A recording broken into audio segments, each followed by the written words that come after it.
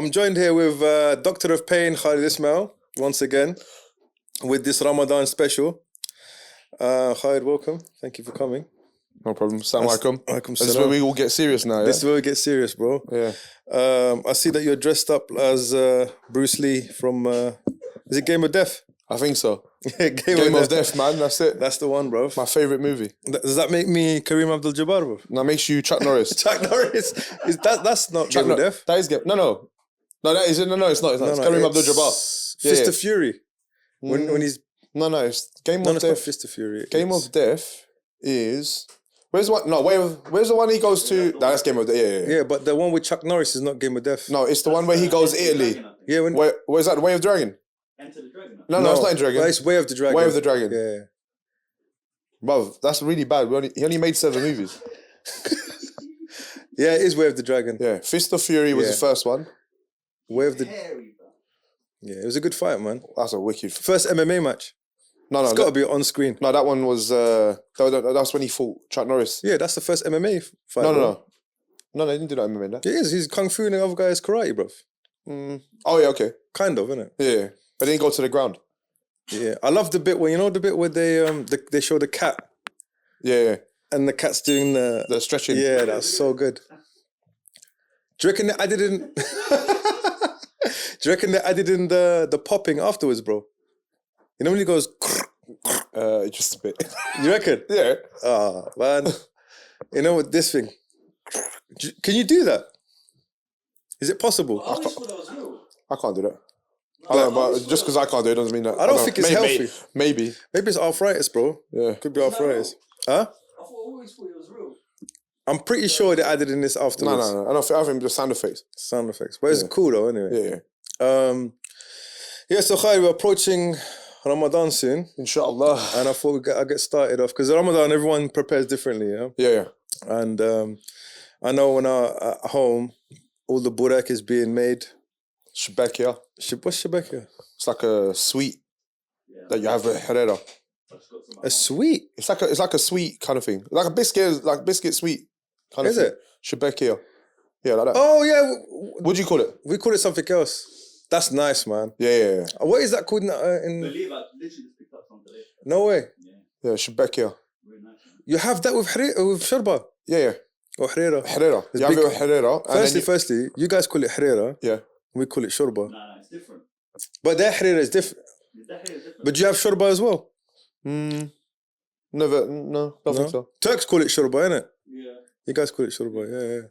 So Herrera is thick, innit? It's thick. Yeah, shorba is not thick. It's thin. Yeah, that's right. Crack an egg in it as well, bro. Herrera? Yeah, bro. Right, you're moving mad Moroccan nowadays, bro. I've never had it, I'd love to have it, bro. Wait, inshallah. This is Ramadan. Inshallah. Yeah, this is Ramadan. Yeah, definitely. Don't make empty promises. No, bro, not empty promises. Come on, man. No, but that's nice. Herrera, I love Herrera, bro. I've never tasted Moroccan Herrera. I've never tasted... Nah, bro. Never, bro. I promise you. Really? Yeah. Where would I taste it, bro? Zach never invites me. Oh, okay. Yes. Never, bro. And when he invites me, he makes salads and whatnot, and I don't like that stuff. Why are you lying, bro? Come on, man.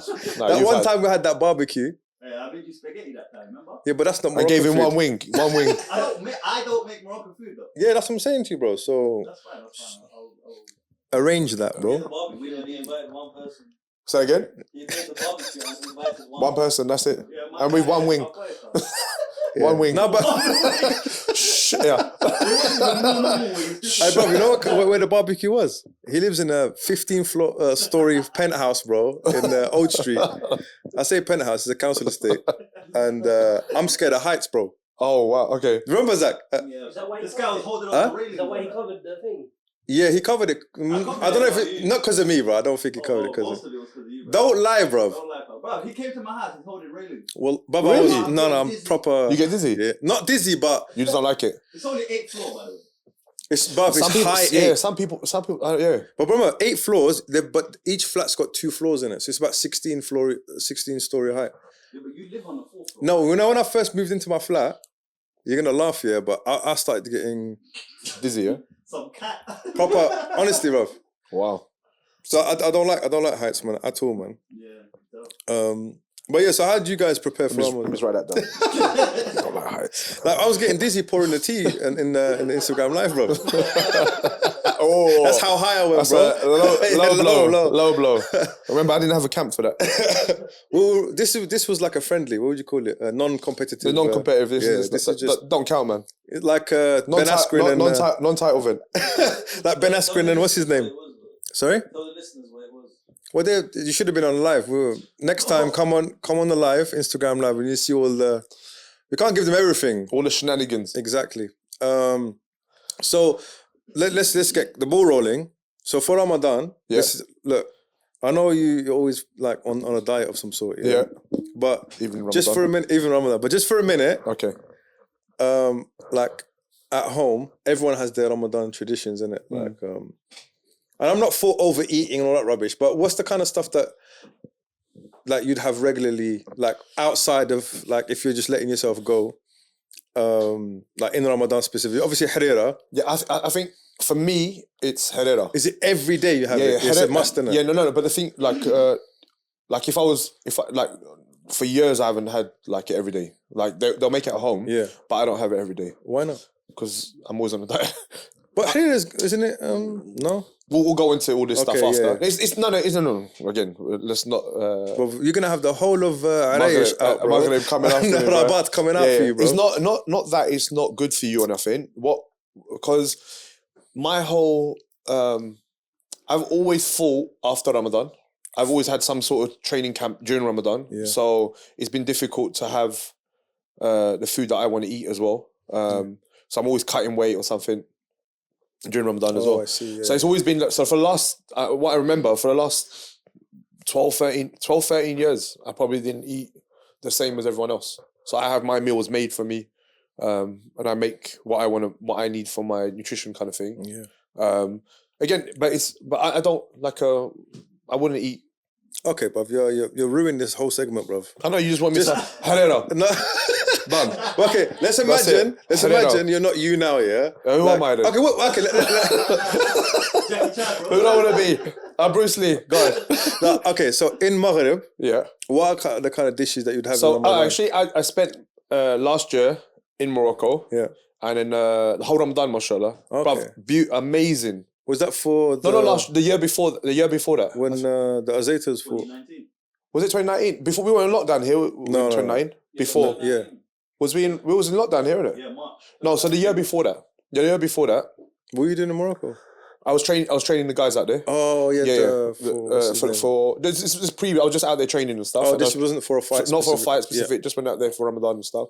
And then so we had harira, eggs. Man, you're talking about like a proper layout spread kind of thing. So tamar, which is dates. You had what else did we have? Then they used to lay out like all different type of good healthy food. Then you have your traditional meal dishes with tagine, chicken tagine. So man, every day was different. I'm a very I love eating meat. So anything with meat, I would smash. So what kind of meat dishes did they have? they love tagines with like a big shoulder. that way go like, and you know what with the prunes, the prunes. Yeah. So or they make it or barkok, or they make it with apricots as so bruv, that stuff. But I'm not a fan of sweet and thing, man. That was nice, man. I've never tasted it, but I just don't know, man. When I had the gym, I had a lady from Poland. But I love that. That's hamlachla. We have that in Algeria. It is so nice. Yeah. I had a lady from Poland, and then she made me a chicken burger. I remember she made me a chicken burger. Oh, the cafe woman. Yeah, remember? Yeah. And she made a chicken burger, and she put pineapples or chicken. I can't remember, a meal with pineapples on it. And I was like, pineapples and chicken. Then she was just try it. Bruv, it was so nice. And you'll never think of these like kind of, I know it's a common thing in it. People get like pineapples in their, Nando's do it. In their chicken? Yeah, chicken in their pit. But bruv, it's so nice though. It's so nice. And I think you just try it. Maybe I'll try it. Bro. I think I remember like ketchup, bro. Do you remember growing up we never had ketchup in the house? Don't knock it until you try it. Yeah, true. But we never had ketchup in our house, bro, growing up. Let me not say never. Let me not say never. Yeah. But my dad was like, what's this sweet crap? And put it on like sweet and Yeah. But I just think maybe it's just our family like that. Because I know in Algeria we do have like sweet and She's mum, she calls them spaghetti bolognese, bro. yeah. Secret sauce. Yeah. Nice, man. Yeah, I think I think you try different things, man. So Yeah. I like. So the meat dishes definitely are the one. I think generally in whole of Morocco, Herrera is the tradition to have. I thought it was healthy, man. No, it is. Soups are healthy, but again, But but you have like 4 baskets of bread as well, bro. again, no. But that's see the problem. One bowl and like Okay, so this is the thing with this type of food. Yeah, it's not the actual dish. It's what accompanies the dish. So when you start putting bread and all the other stuff with it, then it shbekia, bro, it's just sweet, bro. Just like bang it up. This is the stuff that makes it unhealthy. Like, and you're gonna put on some serious kilos if you keep eating it every single day. yeah, that's Do you know what I mean? And for me, because I've always I've been cutting weight. And again, if you're eating healthy, you don't have to really worry about weight. When you're training for a fight, I have to worry about my weight. Yeah. So that's why I have to look at the scale. So I can't afford to. I need to be 4 or 5 kilos close to. Like each week, I need to get closer to the fight weight. So that's the only reason I scale. Otherwise, if I'm not in camp or I'm not thinking, alhamdulillah, I don't check anything. yeah. You don't need So to. because it sounds like you live a quite boring life when it comes to eating. Not really. From my side. I don't care. No, but what I mean, as in, don't you find it like challenging? Your eyes don't have stomach. Your stomach doesn't have eyes. Yeah, that's true. That's true. Yeah, so That's true. that's like. I So remember I was speaking to someone this morning. I was like, imagine we didn't have taste. yeah, You know, like just tasting. you would things. just eat what you needed. Yeah, so you just focus on the nutrition side of things, innit? But again, I think culturally, we're very much. See, the problem is everyone I have trained, and I've come across. There's always someone's birthday. There's always an event. So this kind of you fall into this pitfall of always. Oh, I got this person's birthday. Got to eat food. I got to eat cake. Then I got to go to a dinner. Then you never actually get to your goals. Yeah. So when you start saying, okay, you know what, I need to do this for myself, and then I will eat. Then what I've done now is made my food fun and enjoyable for myself now. And then I think being healthy is up here rather than, okay, how good does the food taste? Do you know what I mean? I'd rather eat good than keep moaning about, I'm fat. Do you know what I mean? Or do you know what I mean? Or I'm unhealthy. Like I'd rather just say, okay, you know what can I do about it? I mean, this is another problem people don't do. If you got an issue and you got the tools to solve it, well, there's a tool. Because we get it all the time. People come to me, oh, how do I eat? What should I do about eating? Explain to them, I can't do that. I can't do that. Why not? Oh, because everyone else eats this. But it's your body. You need to look after it. So eat the way you should eat. That being on a diet in a Bengali household, isn't it? Yeah, any household, bro. Bruv, I just see him man posting up bare stuff on Facebook constantly. And he's like, He's like the Zack Snyder of food, bro. Yeah, but I'm saying, bruv. And even the videos he put up, like you know when you put the chicken shish and it's coming out and the smoke coming out the side. And it's like, why are you teasing? And you know, but he does it to you lot all the time on that group. Yeah. So we created a Carb It Right WhatsApp group. And I don't know what who invited this troll on it, yeah? He's not even dieting as well. He's not even dieting, yeah? And you know, by the way, good your ankle hurts, by the way. Good. I was hating from him, bro. Yeah. So he's all sending me like all that, especially Bengali. So I've got a special, what's the word? Emotional attachment to Bengali food in Ramadan. Okay. Because I used to, Rashid, he used to invite, when I used to go to his house, his dad used to cook me, not just me, cook everyone, but he'll invite, it would be like, Sana, what's that, you know, what's it called? Kisori, Sana, and Bombay mix. Bombay mix with onions and all that stuff. And does that make sense? So he knows what he's doing. When he's sending those videos, he knows what he's doing. Yeah. But again, look, I have my free meals. Yeah. You know about my free meals. Yeah. Legendary, bruv. It's like The Rock. You know, I'm telling you, bruv. Because when I have my free, when I want to eat junk, I'll eat junk. And I've said to you, there's no like restriction, nothing. The Uber guy knows what to do as well, bruv. Come to the window, drop it off like a drug deal. You know? Bruv, you know what? It became so bad, he actually knew my name. You know when they come, I witnessed it with my own eyes, bro. He knocks and he goes, Khalid, I got your stuff for you. Yeah, cool, bro. It's like, But can I say something, Kay? Can I say something? You know, when Yusuf went to pick up the camera from your house, Yeah. and he calls me up. He's like, bro, he's got no door. Where's his door, bro? I was like, oh, then it reminded me of the time when I was in your house. He goes, you want to eat, bro? You want to eat?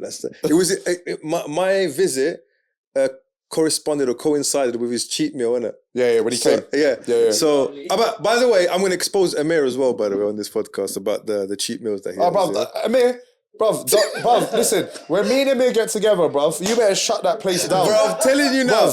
Amir knows. Amir, you're watching, bruv. You know, bruv. So I know another guy, bruv. Muhsin, Amir's brother. I've never seen him, bruv. All three of us, we went out one time, bruv. It was messy.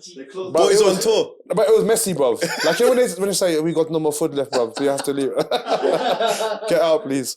So we're in his house. He goes, you want to eat? Do you want to eat, bro? What do you want, yeah? And I was like, what? Like, anything? He goes, yeah, bro, just well. So we ordered this, like it was a feast, bro, yeah? And then we're chatting, and then all I hear is tuk, tuk, tuk, tuk, tuk on the window. He didn't even turn to face him. He was like, he opened the window. He's like, yeah, bro. And bruv, the table was there as well. Yeah, so he didn't even have to, straight onto the table, boom. We boxed it. That's the day I done that, the famous kata in front of him, bro. Yeah. Finished it off with that. He finished it off with some entertainment, bro. His bare sweating as well. Yeah. And your sitting room is hot, bro. It's because it's small. And you just like, nah, I'm not opening the windows, bro. Yeah, bro. Just gotta just eat and then let the sweat. You said you were gonna. So on my free meals, Yeah. on my free day or whatever, I used to do this free day kind of thing sometimes. Binge. I call it blue bag day. Yeah. Okay. So my thing is chocolates, not sweets or anything. I love chocolates and crisp. So on my free day, what I used to do is I used to go to I went to a petrol station, go in there, and I buy 2 of everything. So I buy you know why I buy 2 dairy milk whole nuts, 2 Kinder Bueno white one, yeah. Only white one, bro. No brown one, no? Nah, but brown one's not. No, brown one's thingy. Galaxy Cookie Crumble, Monster Munch Pickled Onion, bro. Oh yeah. Cars, see? Yeah, bro. Put my purple. Not like flaming hot stuff, man. Nah, bro. Pickled onion, bro, all day, yeah? It makes you like this, though. Yeah. You have to eat it like this. Don't care. Your tongue's like twice the size when you finish. Don't care, bro. Yeah. So then I buy 2 of everything. And then the guy goes to me, are you having party? I said, nah. Yeah, kind of. It's just me, bruv. And he's like, oh, I thought you got loads of children. It's just me, yeah? And the reason I buy 2 is because when I get home, when I'm having 1 whole nut, someone will go, can I have a bit? Yeah. And I'll be like, no. Oh, please, can I have a bit? And I have to give him some of that. And I think, that's my less. And it's less than what I think. It's not a good thing. It's actually a bad thing. But I've kind of curbed that down as well now. But that used to be my cheat days. It's so bad. But I hate that. But it's the feeling afterwards. The next day, but not because I'm slightly lactose intolerant. So like, even the next day, I'm like, I wake up and I feel tired and stuff as well. So not worth it, man. Yeah, it's not worth it. And they should pay you for this, but I use a thing called Whoop. Yeah. And I've been monitoring. This thing here. Yeah, Whoop sponsorship. Yeah, we need to get into that. Give us some peas, bro. And anyway, yeah. So Whoop monitors your recovery every single, like your resting heart rate, your HRV, which is heart rate variability. What else does it do? Your sleep and your breathing. Every time I've ever had cheat meals, that's why I've kind of like weaned myself off having crazy days like this. That's why those whole old school diets I don't like, or them old school kind of eating habits were gone. Because when I started monitoring everything, I noticed the next day my recovery will be like 10% red. So it's like, so what you got to think to yourself is what's happening in the night. My breathing, it goes up really high. So that means I'm struggling to breathe in the night. So my stomach, you can hear it going the whole night. And it's like just playing. So you're causing inflammation in your body. So by eating junk, you're actually even though you might mentally feel better, like, okay, you can have your free, but the amount I was doing and stuff was not actually good for my body. So the next day I started monitoring. I was like, oh, look, every time I have a cheat meal like this, look what's happened to my recovery. So, okay, I meant that I feel recovered, but the next day I was smashed. But I'm telling you, like, I remember one time it was Ramadan. Yeah. And this is interesting because remember, so what we do, we train, and then remember we break our fast, and then we train again, right? Yeah. So I remember one time I was, bruv, that day, I don't know if you remember this day, we both had banging headaches. You know, like the first few days of Ramadan, you get these mad, because of coffee, you know, like coffee, yeah. And you just, all the toxins started coming out your body, yeah. So me and Emil were just like, oh, you know, when you move your head, it feels like it's in a jar of water, and it's kind of banging on. So we're still carrying on rolling. So you know what Emil was doing to me? He grabbed my head and he was like, do you remember that wrestler, the Crusher, from WWE? He grabs your hair and he pushes it up and he goes, I'm getting the blood flowing to your head. And it worked, yeah? And then the headache went and we started rolling again. And then what happened was we broke our fast and then I started feeling like I was shaking. I was thinking, why am I like, it's really weird. So I asked Emma, so what's going on? He goes, basically, you know, your stomach, it's actually using energy. You don't have energy in your body, yeah? So it takes energy to burn all that food in it. Yeah. So that's why you're shaking like this. I was like, wow. So going back to what you said about when you're sleeping, your stomach's working in it. It's and then what happened was also so it monitors your sleep. So my sleeping is disturbed the whole night. So I don't actually fall into that, because when you have a REM sleep, and then when you fall into that deep sleep, that's when your body recovers. So now you got to think to yourself, you've ate crap, you got inflammation, your body's fighting against this, to trying to process all this food that you're given. You don't sleep properly. So when you wake up, you're worse. So that one day knocks you completely off. For the rest of the... or even like your recovery for the next day. But like the thing is though, it's more of a psychological thing where you want to go out with your friends and eat or something, then you can, like, kind of thing, but not to overdo it like I used to. Like, overdo it once in a while, innit? Like once a month or so. But even I think even then, just like control yourself. Control it. Control it. Just on that, because you know, like, about humans in general, yeah. So, like, we're trying to achieve. Like, I was just speaking to my children yesterday, just about why we're here, yeah. As human beings, yeah. As a Muslim, we're here we have our faith. You know, the ultimate goal is to, you know, worship Allah and have a spiritual connection to, you know. But part of that is your physical well-being, your social well-being, your mental well-being. All of these things are in balance, yeah? Yeah.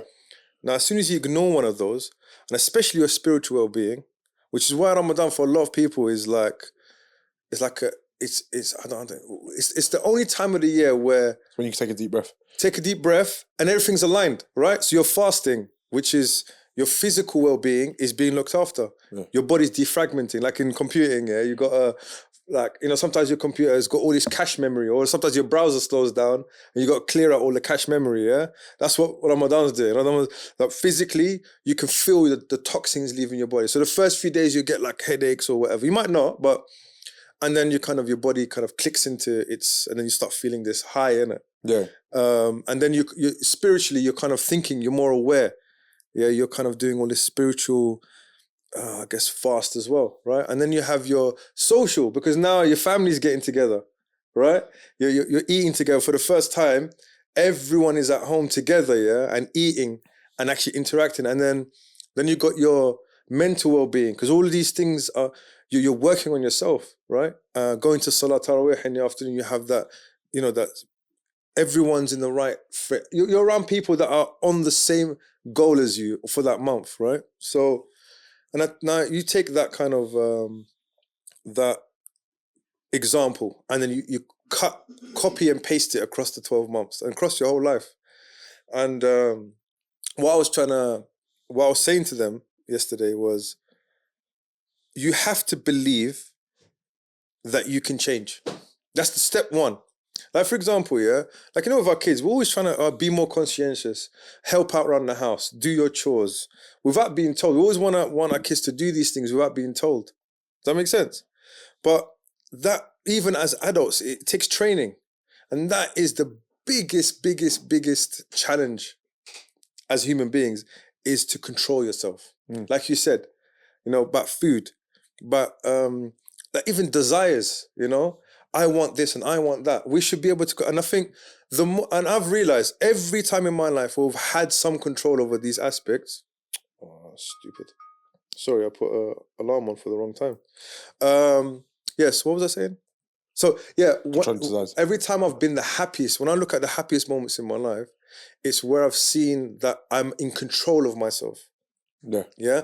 Overspending, that makes me unhappy. Controlling my spending makes me happy. Does that make sense? Being overweight makes me unhappy. Being in shape makes me happy. Did I say unhappy or happy? Yeah, you're right. That's the right thing. I'm going the right way. For example, I have good people around me, right? That I'm having good, fruitful conversation with. That makes me happy. Yeah. I'm around negative people. Yeah. Do you know what I mean? Yeah. Like, so all these things. So these are like things that we're programmed, with from when we're born. But sometimes as we get older, we lose track of that, and then we fall into depression, all this type of stuff, right? So what I was trying to say to them was, you need to, from my job as a father, is number one, to instill that in myself first, as an example to you guys, but also for me to show you that every time you're in a rut, every time you feel like you're not achieving something, or you're not happy with yourself, just believe that you can get there. Does that make sense? Yeah. So going back to kind of diverge a little bit, but the reason why I was speaking about this was, the reason I brought it up now is with regards to your camps, yeah? So Ramadan's coming up, yeah? And I know you said to me that, how do you prepare? You said to me that basically most of your camps have been Ramadan, right? Yeah. For your fights. Yeah. So there's pre-camp, so that's the preparation for the camp, during the camp, and then pre-fight. And just talk for us the process of how do you get, like, firstly, let's start off with pre-camp. This is Ramadan specific, because For Ramadan. During Ramadan. yeah, how do you prepare for your camp in Ramadan? Yeah. So, I think you said a good thing there, just actually. So let's just go back. The word I was thinking of when you was talking, when you're saying everything there, was discipline. That's right. It's basic discipline. Like, my family, constantly during Ramadan, when I start open my fast, I'm having, say if I'm having the meals that I'm having, so my chicken, avocado and whatever, or and my veg, don't you feel hungry? No, I don't. And even if I did feel super hungry, just like I'm feeling hungry, like how you're feeling hungry, I control myself. Because it's better that I control myself now, because it's very easy to start eating. So when you start eating sweet stuff, it's easy to just and you keep smashing the sweet stuff. That spikes your insulin levels. And this is the pitfall that most people make, is that if you give yourself too much sugary stuff at the beginning, your insulin levels spike up, drops, because the body's releases other hormones to counter that. It drops, and then you feel hungry again, and you start eating. That's why you end up eating a lot of things, and the calories are very dense, and they're not used to you, so you don't get no nutritional benefit out of it. So I have to be disciplined. Okay, not only fasting 16 hours, but when I open my fast, I want to have harira, but I don't. I control myself. I have my meal, then I'll go and train. Then it's Salat al-Maghrib, and then we'll go Tarawih. So after Tarawih we finish, then I'll go and train. Okay. So that was my routine. How did you, so like you obviously, before Ramadan starts, you've had to put things in place, right? So for example, my camp is how many, 12 weeks? Yeah, it used to be 12 weeks. So 12 weeks, that's what, 3 months, right? Yeah. So that's kind of like the end bit of your, so it just depends. talk to us. So it depends. So like, say if I took a fight, in June, and it was like Ramadan now. Yeah. So this will be the first part of the Yeah, camp. that's what I'm saying. So what I'm saying is, There's times that where Ramadan fell and it was towards the end of my camp. yeah, okay. You get So it? you'd approach things differently, Yeah. depending where Ramadan. Ramadan, yeah. Okay, right. And even like training wise, like when to train, when not to train. We like over the years, I used to train like normal. So I would train in the morning. So I'd wake up and go For Ramadan, in Ramadan. In Ramadan, I'll train morning time and then do an evening session. And this was all this would be opening my fast. So this would be 2 sessions fasted.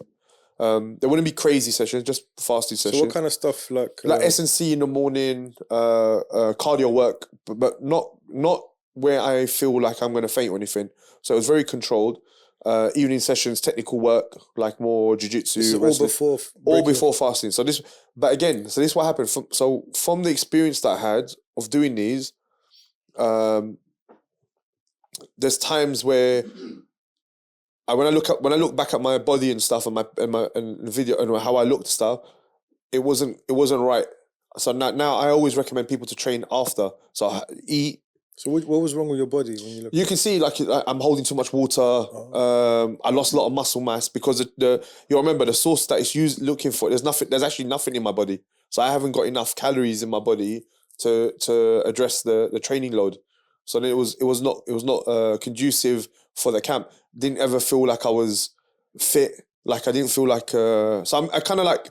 But again, you have to make these mistakes to learn from, and also like inshallah, hopefully like now I can advise people if they're in a similar situation not to do it this way, to do it another way. And even for myself now, I always train after Tarawih. I don't train before. I remember like when I was younger, you'd hear like, players. Yeah, for example, I remember Frederick Canute. Do you remember Frederick Canute? He plays for West Ham. And he would fast during Ramadan. And the thing is, what would happen is they would actually get blasted by their coaches and stuff. And a lot of Muslim players never used to actually fast during Ramadan. Yeah. They'd get like a dispensation saying, pay kafara, whatever it is, yeah. But a lot of players now, do you remember the African Cup, Zach? Yeah. When the Tunisians broke their fast. Yeah. On the field. Did you see it? They actually kicked the ball off. Yeah.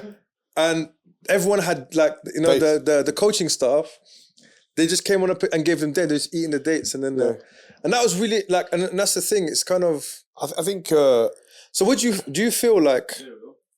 Yeah, there it is. Yeah, I'm not sure. Yeah, look, I remember that was a really proud moment, bro. When I saw that, I was like, look at that. I think for me, I went through this as well. See, what happened was after I went through this transition where Ramadan became more about ibadah rather than anything else. Yeah. So when that happened, it was like, you know what? I don't care. I'm gonna do this first. Yeah. This is what my focus for that day is. And then once I've opened and done all my obligations, then I'll train. Yeah. Because I think when I was younger, it was like I could fit everything in. I could do everything, but it wasn't the right thing. That month has solely become about fasting and trying to like what you said, all benefit from that month. Yeah. So spiritually reap all the benefits from that month. Do you feel it helps you? So there's like an unexpected benefit mentally, man, for the fight. Does that make sense? You can't. You know. I think any Muslim will tell you when you fast 30 days, if you don't benefit from it, I don't know if you're not. I don't know. Maybe not doing something right. Yeah, you've lost in that. Don't you think it's like almost like a training camp, bruv? It's like every year you have 30-day training camp. It's like we said though, bruv. You just reconnect with people. Yeah, so when you even just benefiting from reconnecting with your family members. So having all this stuff is just, bruv. Even like my brother, I don't see him all the time because he leaves early, and I was trained late, so we're not always seeing. But Ramadan. Yeah, you make it work. You make it work. Yeah. And it's like, and another thing is when you open your fast with people and everything, but that whole thing you cannot. I don't even know how to explain it. It's like the spiritual thing. It's like that positive energy. When you constantly get positive energy of people, that's what it is. Yeah. But everyone watches what they say. Yeah. They talk a little bit more, like softly, like kind of thing. You know what I mean? Yeah, definitely. I don't tell as much stories. Actually, the story is always there. Man. So also, so now, like you know that your camp is gonna land in Ramadan, yeah. What do you do differently that you wouldn't do outside of, or do you just carry on the same thing? What, training wise? Training, eating, nutrition, all that. Type of stuff. Nutrition wise, exactly the same. So what I do is my day switched a little bit. So when I open my fast, that will be like my breakfast. So then my iftar will be. So you're when you break your fast. Yeah, when I open my yeah. What do you? So I'll have like a breakfast meal. So and I don't overeat. So what I do is porridge and stuff like that. No, not porridge. Sorry, bro. Not porridge. No, not porridge. Yeah, not porridge. Yeah, and I'll tell you why I don't have porridge. No, but it's eggs and no, it's a correct protein. thing. No, it's a correct thing. People would say, "Oh, have carbohydrates." No, what I do is I have eggs, vegetables, and a fat. Why I have fat is because I don't want to give my body an influx of sugar straight away. So what I do is I have it because it's gonna. Remember, I haven't had you haven't had no carbohydrates the whole day. So as soon as you give a bit of sugar, it's gonna straight up, yeah. And then it's gonna drop, and it's gonna say, "Give me some more," yeah. And then you get that uncontrollable. So I have protein, veg, and fat. So something like this, not too big. Then I go and do my obligations and stuff, and then after I will go and train. Then when I train, when I come back, that's when I have my carb meal, and I will get my 2,000-3,000 calories in within that period between Maghrib and Fajr. Wow. So another thing that I used to get is being lazy to go Tarawih. Yeah. And I realize now because it's the carbs. Yeah. Yeah. So but but again, like it's weird. I know it's overlooked because I think sometimes, you know, like being healthy and fit, there's a stigma to it where it becomes about about the way you look. Yeah. And obviously, like, you don't want to have pride or, like, you know, this type of thing. It's not out of it. But the benefit of being healthy and eating good and all this stuff is this. You can see now you're not lazy to go and do stuff. And it's not and again, the term lazy is probably not the right word for it. It's what happens is when you don't eat correct, it kind of just puts you in that slumpy mood, like, oh, I can't get up and do stuff. Where when you eat light, and brother, subhanAllah, the answer, 1/4 of your belly water, 1/4 of your belly thing, that's 1/3. Sorry, a third. Sorry. Yeah, 1/4, brother, because it did add up there, innit? And he's like, yeah, that's it. That's it, bro. 1/3. I got C in maths though. That's the thing, and it stopped there though. By the way, who'd you copy? And I'm just nodding. Yeah, quarter. Yeah, quarter, and it's 1, 2, 3. Like 50% this, 50% that, and another 50%. Bro, I'm getting rinsed in the comments, bro. You know, YouTube comments. With the maths. Firstly, I got rinsed by some. What was the woman's name? I wanna like put on. She's like, you stop cutting up Khalid, bro. Oh yeah. Stop cutting the last one. Yeah. I was about to clap just now. I was about to clap just now. What clap? When you just sat there. Oh right. I was like, I hear you talking. You're right. You're right, bro. Yeah. I'm listening. I'm actually taking benefit from this because Ramadan's my art training camp starting on Monday, innit? And hopefully, inshallah. Inshallah, yeah, man. It's come around quick. I'm trying to absorb everything, innit? Yeah. Something that I actually every Ramadan is I lose weight, a lot of weight. Yeah. And another thing what I try and do, I have shorba. Yeah. I don't have bread. Yeah. So we have shorba. Yeah. And then we have like a salad. Yeah. And that's it. Okay. And I only drink water. And what would you have after that? Nothing, bro. You don't eat anything after that? So this is the thing, okay, yeah? Is that I lose so much muscle mass. Yeah. Like I become like proper... Yeah. So this is something that, again, like you, I think after last Ramadan, you said to me, you have to eat the 2,000 calories that...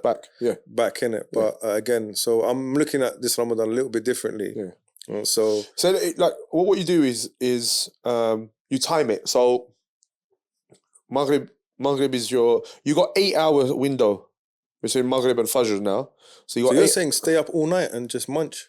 No, not munch, but you know what I mean. Like you can, if you can get 3 meals in, then you can get 3 meals in. So if you can get, but then there'll be like 900 calories each meal.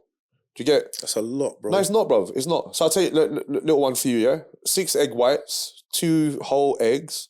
No, 6 egg whites, 3 whole eggs, chicken, yeah? Bruv, sorry. Wait. Some chicken. And then cut it all up, but make that into like an omelette and stuff. Yeah. But that's about 900 calories. Well, when you said egg whites, I lost all the energy in my body, bruv. Yeah, but the thing is, So what do you again, do with the yellow Bro, bits? it's more lazy than no. So Nah, bro. you can save. You what can does it save. taste like, No. bro? You have 3 full eggs.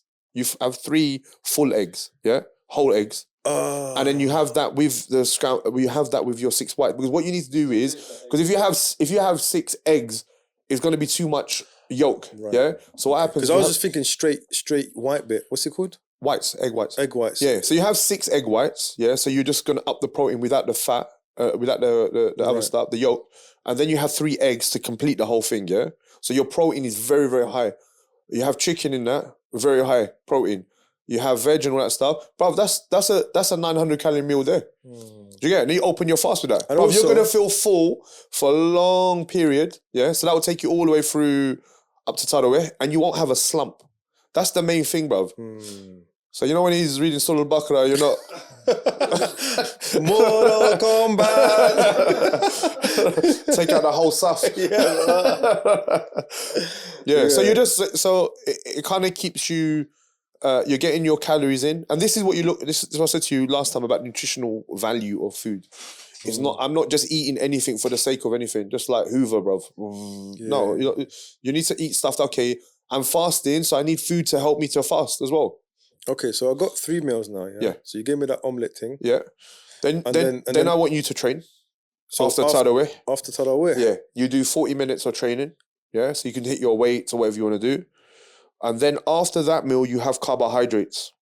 So you wouldn't train before break? You can train before and after. But me personally, I like water to be in my body. Your water is 70%. 70% of your muscles are made out of water. So think about it. Now you're like a shriveled up prune, yeah, and you're trying to push weights or do some sort of activity. High risk of getting injury. Think about it, yeah. From someone who's been injured plenty of time, bro. What if someone doesn't have equipment? You know my fight record. This said Khalid Ismail versus hamstring Himself. injury. Khalid Ismail versus bicep tear, and then lost. Yeah, go ahead. Sorry. What if people don't have equipment? You can do like I said, we got bodyweight exercises you can do. Man, you know what? This is If you're hard bodied enough, do you want to do it after Tarawih? I guarantee you. Huh? I'm doing it, bro. He's been prepping. No, at the gym, bro. You can. Yeah, bro. Are you on it though? Khalid's been prepped, bro. You don't know Khalid's been prepped. I've seen him. I've been telling him. Inspiration, bro. Yeah, alhamdulillah. But Why are you even getting gassed? He's No. been on my case, you know. Calm down, bro. With the diet, he's been on my case, you know. when I saw him, he said to me a couple of things. So we just tweaked his diet, just so they know. Like, and it's not difficult. It's not hard, bro. And it's like, But how can you fast 16 hours and then you can't make 40 minutes? Yeah, that's true. Come on, That's man. true, yeah. And then you got food in your stomach. But if we're just looking for excuses, everything will be difficult. So optimum thing is train after Yeah, because think about it, bruv. You've opened your fast. You've got enough time to drink water. And when you go pray and stuff, take water with you. Drink. And then you go and replace your electrolytes and all this stuff as well. When you go and train, you're filled up with water. You'll have a good session. Yeah, you'll actually sweat as well. Yeah, which you struggle to sweat before, innit? Yeah, so you'll actually sweat a little bit. Then after, go and have your carbohydrates, protein, fat. Carbohydrates, protein, and then after that, when you Fajr, you're gonna have for. So you're not sleeping then, because what time is Fajr? 4:30. You can sleep, bro, but when you wake up again, so you're saying you 3 meals, yeah? You're saying you only 3 meals. So the 2, because after Isha is gonna be that time. I think be at 10 o'clock. 10 o'clock will be After Isha. Tarawih? So Well, after Isha will be 10. Yeah. So it's like even then, bro, you still got 2 hours. You sleep. Yeah. 2 to 3, 12 to Tarawih 3. is going to be what? Probably about 10:30. 10 o'clock. Pray Tarawih 1 hour or so, 1.5 hours. Done. So 11:30, 12. 11:30, 12. Go and train. Yeah, 1 hour. 1 hour. 1 Go o'clock. home, eat. Yeah. And that'll be your meal. So you need like good. So like if in So what between kind of meal would you have after training? carbohydrate meal. Right. Remember, Yeah. it's all in carb, it, right? Yeah, that's right. This is for the benefit of everyone. Isn't Yeah. it? So you need to eat carbohydrates after training, especially doing weights and stuff. You need carbohydrates in your stomach. And by the way, I was just gonna say I lost 4 kilos. Mashallah. Even though I wasn't, I'm not gonna lie. I'm gonna put my hands up, and I slipped up a few times, but I just kept. Yeah. So from the last podcast, how many weeks have it been? It's been 3 weeks, isn't it? Yeah. So 3-4 weeks. But look, it's a kilo a week, which is healthy. It's not crazy. And I went up as well. I went up a little bit when I fell off a little bit, and then I went down again. Yeah. Huh? Same. Yeah. But I think Ramadan is when. What's the whole day? Yeah. So suhoor is not part of the 3 meals that you're supposed to eat. It depends though, because it's like.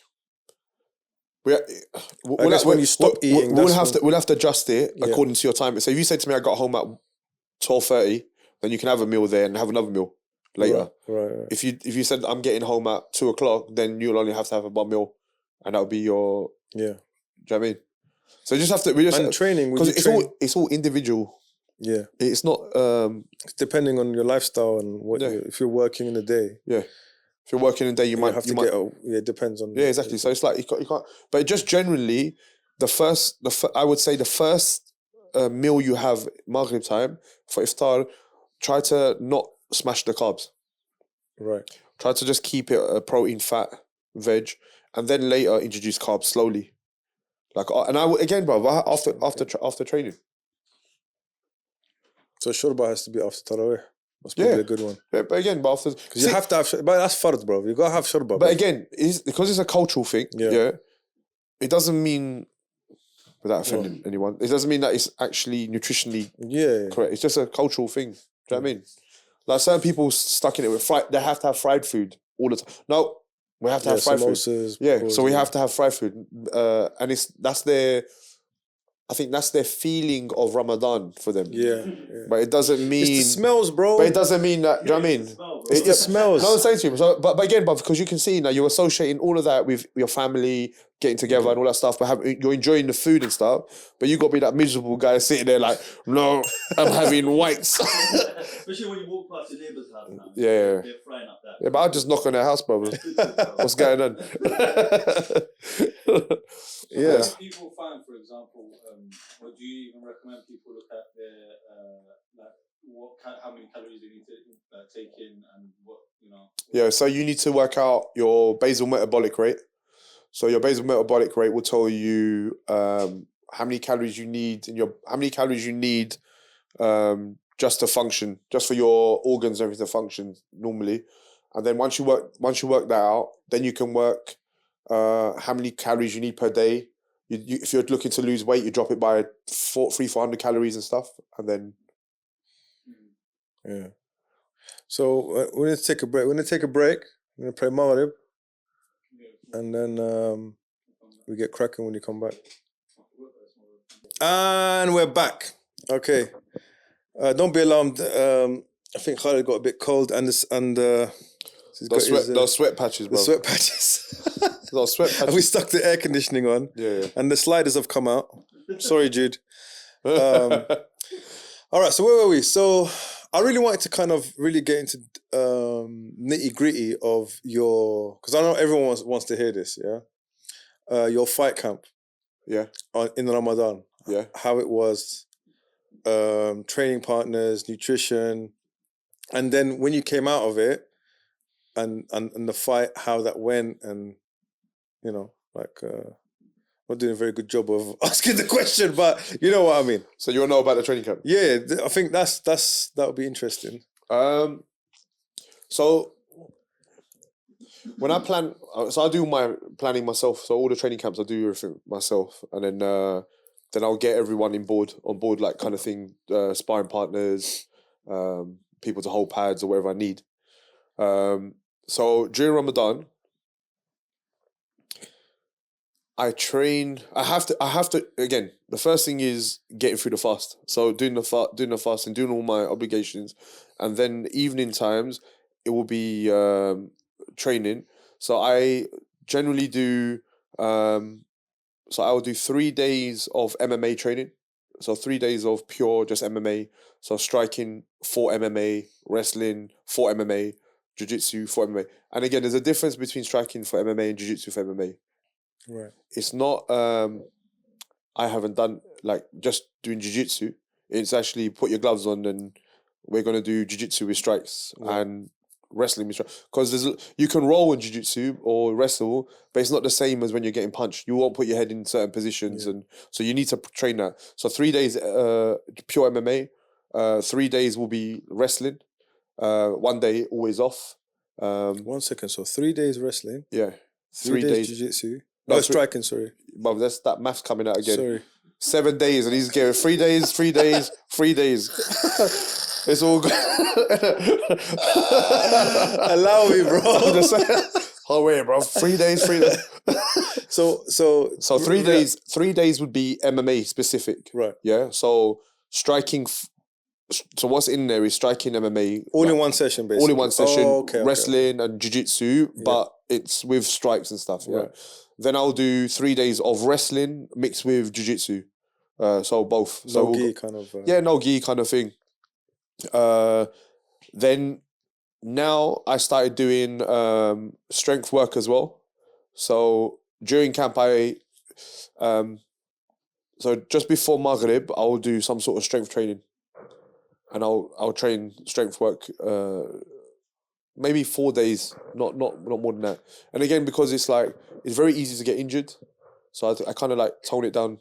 And again, now it's changed for me though. Like before, it was like hardcore. Yeah. Like really, really like I used to. And I think that's what led to a lot of injuries as well. And I never got injured during Ramadan. I got injured after Ramadan. Do you get? So like during Ramadan, I think like, the effects of not drinking, having the right food available. Like I didn't have enough time to get all the nutrition So in. you wore yourself out. I wore basically. myself out, and then like say 3 weeks later, I end up getting some sort of picking up an injury. So what kind of injuries did you? Well, I had like a.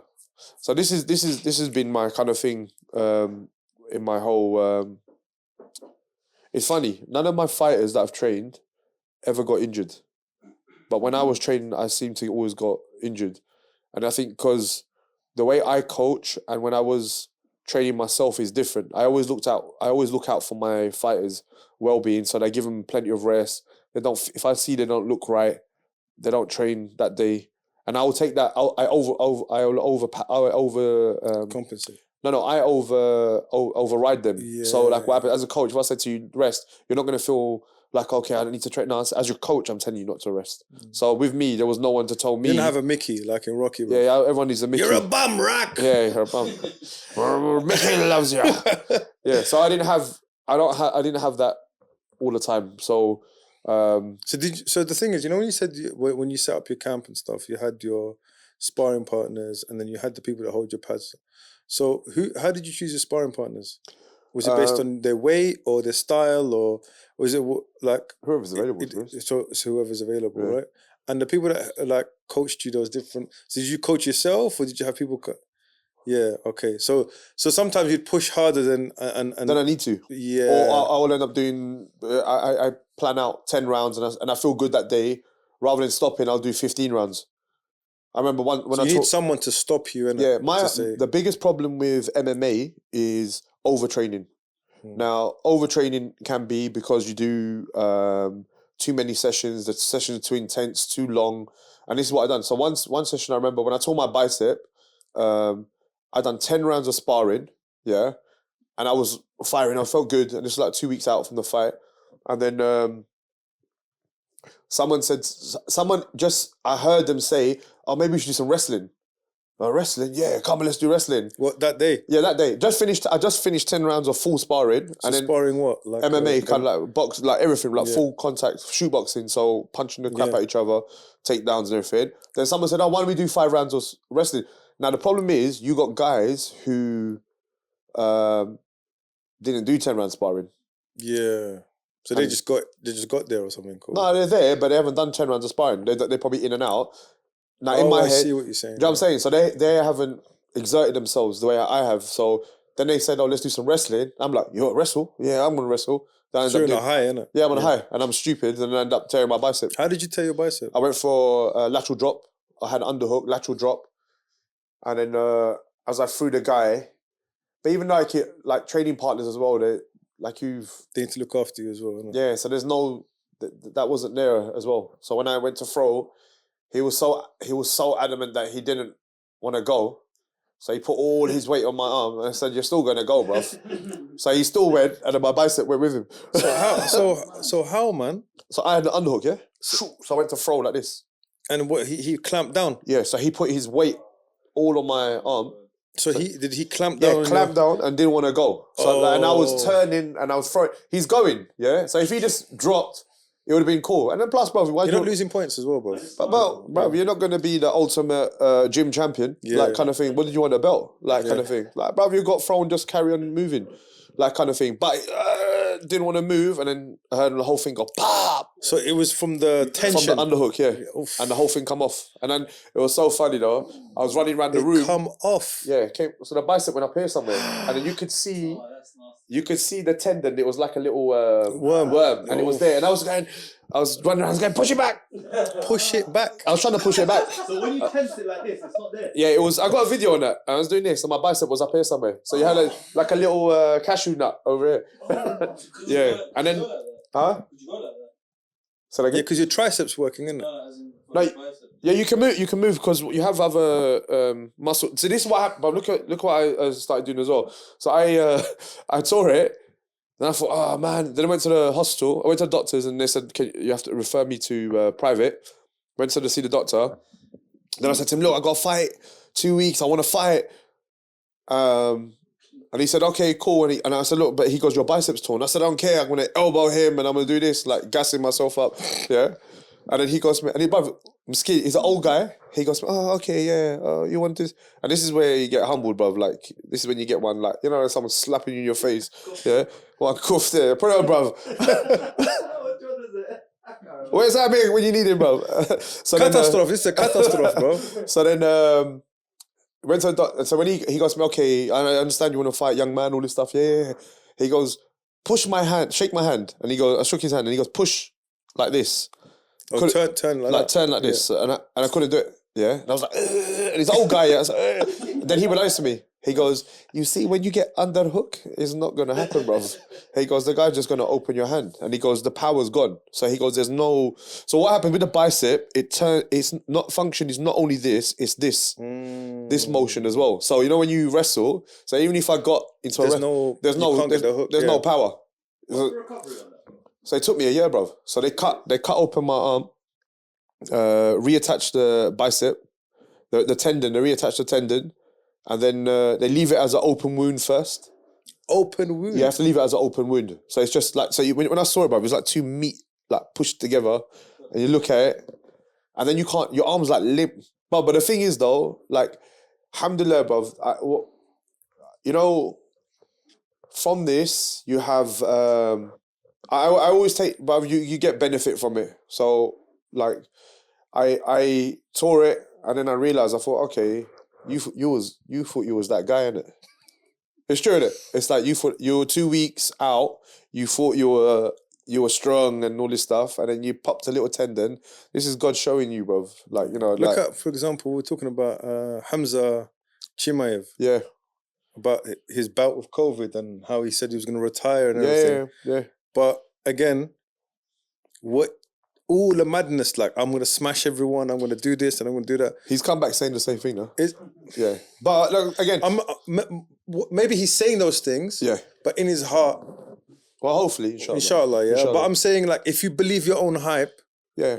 I think you can be confident. You can be confident, but there's other things that come into play. Like, but if it's like arrogance, it's like, and I think again for me it was it's a learning thing as well. Did you feel inside though? Okay, honestly, yeah. There's no one listening, bro. Did you feel like you were invincible, bro? I felt. Do you know what I mean? No, I didn't. I felt, you know, like, because what it was is you with a camp you gain confidence. So when you start training and you get strong and you're fit and you can outlaw. But one camp, I had fresh sparring partners every single minute, yeah. And then in the rest period, I was doing pad work, so I didn't rest. 1 second. Oh, my maths is wrong, yeah? Okay, let's break it down for you, So, bruv, let's yeah? break it down. So, So quarter, 50, 50. 100. So, So- say we done. So how long is a round? So 5-minute round, yeah. Okay, so you got I'd 5 have- sparring partners. 5 sparring Am I partners. doing all right? Yeah, So yeah. five- 5 sparring partners. Yeah. 1, 2, 3, 4, 5. Yeah. And in the rest, I was doing a minute of pad work. Why? I don't know. That's what I'm saying to you. But in the What were you but, preparing for, bro? bro, I don't know what I was prepared for. So, but I was saying to you, I got to that point where I was like, yeah, if I fight now, like, I'm actually doing 20, 30 minutes of this. I know what he was preparing for. Yeah, but I'm saying 20, 30 minutes of pure fighting. I also do another thing. If you see my timer, I got a thing called Warrior. It's called the Warriors Code on my my timer I use. Tabata timer thing. Yeah, so I got a thing called Warriors Code. So I do 25-minute rounds of bag work or pad work or whatever I do. Yeah, and then I do 2 rounds of 25 minutes straight, and then a lot of people gas out after 10 minutes. So we do 25 minutes sparring as well, non-stop, no rest. You spar for 25 minutes. Rest 2 minutes and then do it again. So 50 minutes non-stop. Yeah, I think, but again, it's like you this. Do you reckon that's why you got injured? I got injured not because of this. That training is good because what happens for you to fight 25 minutes, you can't go crazy for 25 minutes. Yeah. It's just good work for 25 minutes. Yeah. So that So that camp when I got injured, the camp I got injured in was right. I done 10 rounds hard sparring. So imagine, bro, we wrestle, yeah. Imagine doing 10 hard rounds wrestling, and then you go, okay, I'm gonna do another 5 more rounds, and it's like, okay, you're done though, bro. Yeah. Finish. And it's like now, like, what's the benefit of there's doing not that? it's negative. There's negative returns now. So there's no return on investment on doing any 5. So what happened? The return I got was a torn bicep. But again, did it improve me as a coach? Yes. Did it? Because everything I think happens. It happens for a reason. We believe this. It made me a better coach. Made me a better fighter. I actually think now the knowledge that I earned made me go and do loads of S&C courses. Learn about nutrition. So this is like, it kind of sparked something. Why did that happen to me? Why did I think? And another thing, bruv, is it humbled me, bruv. Not being able to go to the toilet or going to the loo with AIDS. with one hand. No, I don't mean AIDS. Yeah, but with you know people, what I mean, where people have, bruv, humbling experience. So how close were you to signing for the UFC, bro? Close, very close, Like how close? close. So was it injury that kind of?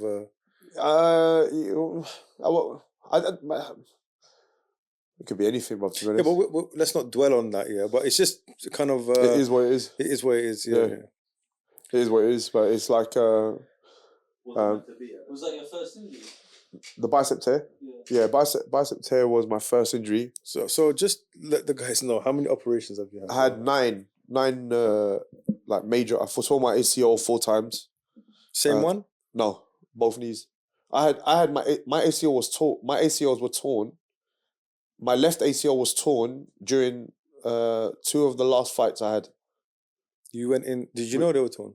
Because I had my surgery and stuff, so it was torn. I had both knees done, but my left knee still didn't feel something was wrong. But I didn't realize it was torn again. How? It So tore. you had the operation. So I had my left knee operation. Then I had my right knee operated on. Then this knee. So was it in the same period? Yeah. And then Why did you do it for both knees? Because they both were torn. That's madness, bro. No. It's not that. It's not that. No, because I'm thinking like. Then I finally. Why would you do both? Because obviously I remember seeing a video of both your legs in things. Yeah. So Then I told my. You were like that pirate guy from Family Guy, bro. with the legs. But the thing, it's like, and I remember when the surgeon when he cut me open, he said to me, he goes, the Catastrophe. yeah, but he said to me, he goes, the graft, the hamstring graft, they done a hamstring graft. He said that it's not the best Caliber of hamstring thing. He goes, that it's got a lot of trauma to it. So now you can see this probably from years of training and doing we used to spar all the time. So this is enough. So how much damage did we do to our body? We used to do loads of hard training. I remember we used to go out in the snow and do push-ups and stuff, like in snow. But now you think about it, why was I doing that for? Yeah, but as I say to you, bruv, like 50, your hands are like this. Like, do you know what I mean? So just like, okay, because you all watch their movies and stuff, Yeah. and yeah, when you start educating yourself a little bit, then you realize, okay, and plus, that I think you mentioned it with Jude as well, the fake instructors. So what happens is, it's just like, oh, do this, and you ask him why, and just because you have to do it, it make you tough. But okay, what's the benefit of it? It's like blood sport when he's kicking the tree. Yeah, yeah, kickboxer. Yeah, kick the tree. I kicked one of them trees in Thailand actually. Did you? Yeah, it's soft. Banana tree. It's soft. Yeah. Why did you make it soft? No, it's not. It's then they make you. It's not like it's oak. not. It's not. Oak. Bro, go to Valentine's Park and try to kick one of them ones, bro. Let's see. I was standing with my camera. We got on the film, bro. I was watching this. You know those science shows where they get they explain. You know, have you seen those guys that run into? Above, this is mad. They put helmets on, and then they get blocks of ice like this, and they run into it. They break the ice with their heads. Like, I don't know who sits around. The thing is, it's only men that do these stupid things, you know. Like, you never see a group of women say, you know what, let's run through this ice. No, Men never grow up, bro. we'd never grow up. Yeah. But they were talking about, you know, like how what happens to bone when there's, you know, conditioning. So, you know, in when if you cut a bone in half, or if you look at a chicken bone, it's got like cavities in it, Yeah. like small cavities in there. And then what happens is they're saying that every time you hit the bone, those cavities get smaller and smaller. Yeah.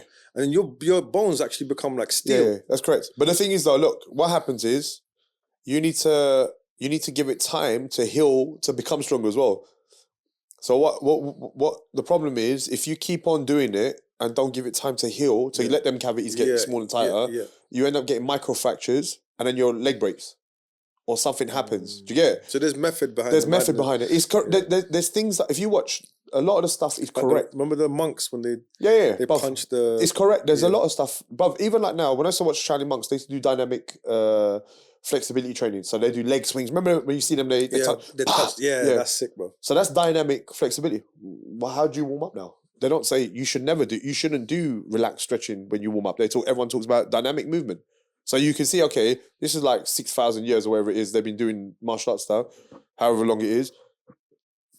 So there's tradition and there's certain things that, and they might not be able to have science to explain it, but there was something good. You look at all the Shaolin guys that train; they're all flexible. They all can move. Training for the other thing, I remember what I did. I actually trained myself to do the splits.